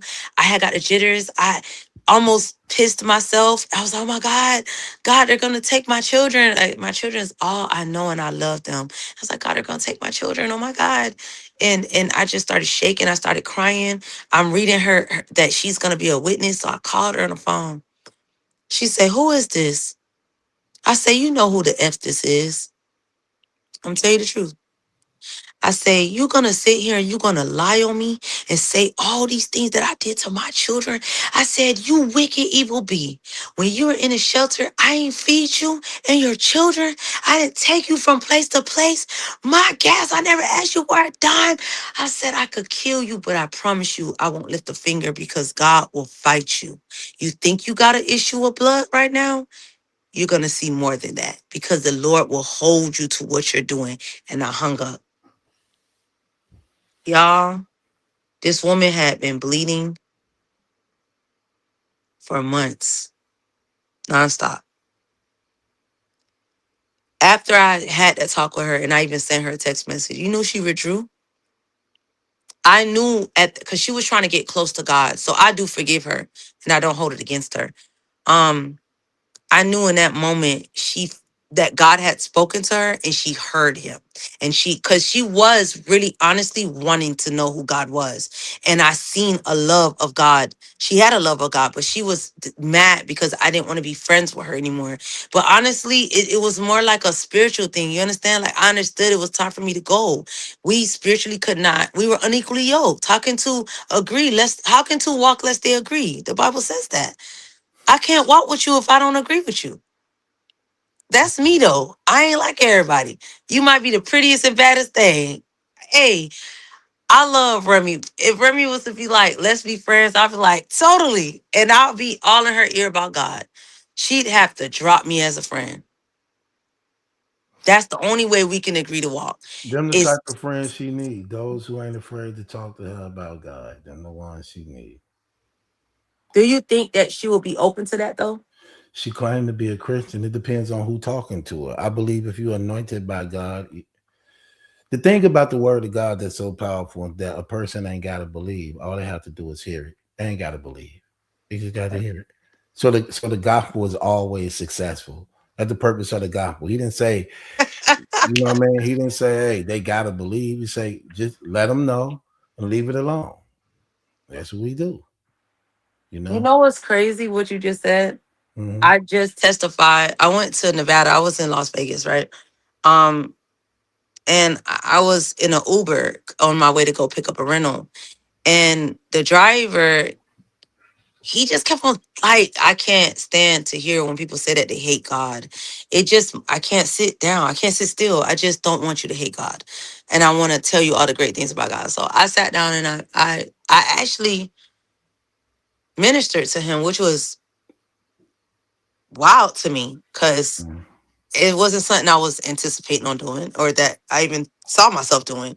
But you said something very profound. I believe he heard the word of God because there was times that he wanted to say, no, I just hate God. But he would stay silent and he would let me talk to him about the Lord. It's like he wanted to, it's almost like he wanted to say, help me, but just too ashamed to say it because he's been behind the whole atheist thing. Yeah. But what you said made a lot of sense to me. So yeah, I agree with you. Yeah, that's all we got to do. Powerful testimony. Sorry you went through all that, but the Lord carried you through, and your faith is still strong, and you haven't wavered. What'd you say in that? Ada?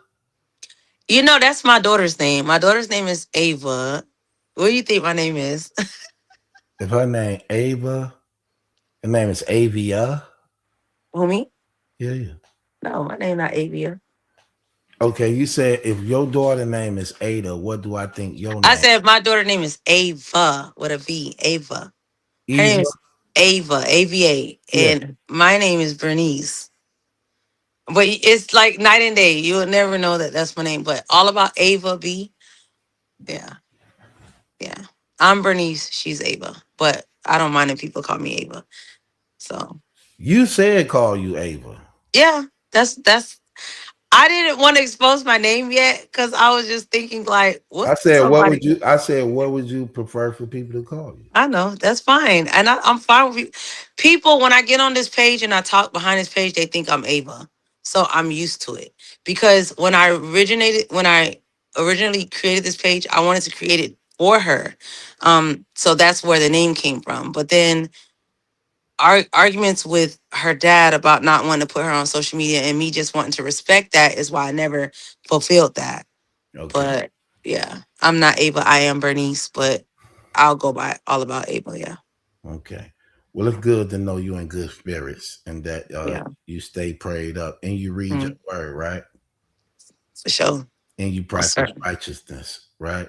Heck yeah, heck yeah, There you heck go. That's how you have it. yeah. Well, I'm almost 4 hours in. It was a pleasure speaking to you, sis. It really is. So don't be no stranger. I love your spirit. Your personality is very, you know what I mean, Thank you. very bright. I love that, and you got a powerful testimony. And I love the fact that you trust in the Lord, man, and you doing right by your children and raising them in the Lord, man. And you have a testimony of God actually being effective in your life, man. And Mhm. that's what believers need to tap into. They really do. They really, really do. Um, so I thank you. Yeah. I appreciate it. Thank you for having me up here. I Beautiful glasses too. You look beautiful in them glasses. thank you. These are prescribed. I can't see for nothing. Oh, they Um, are. yeah.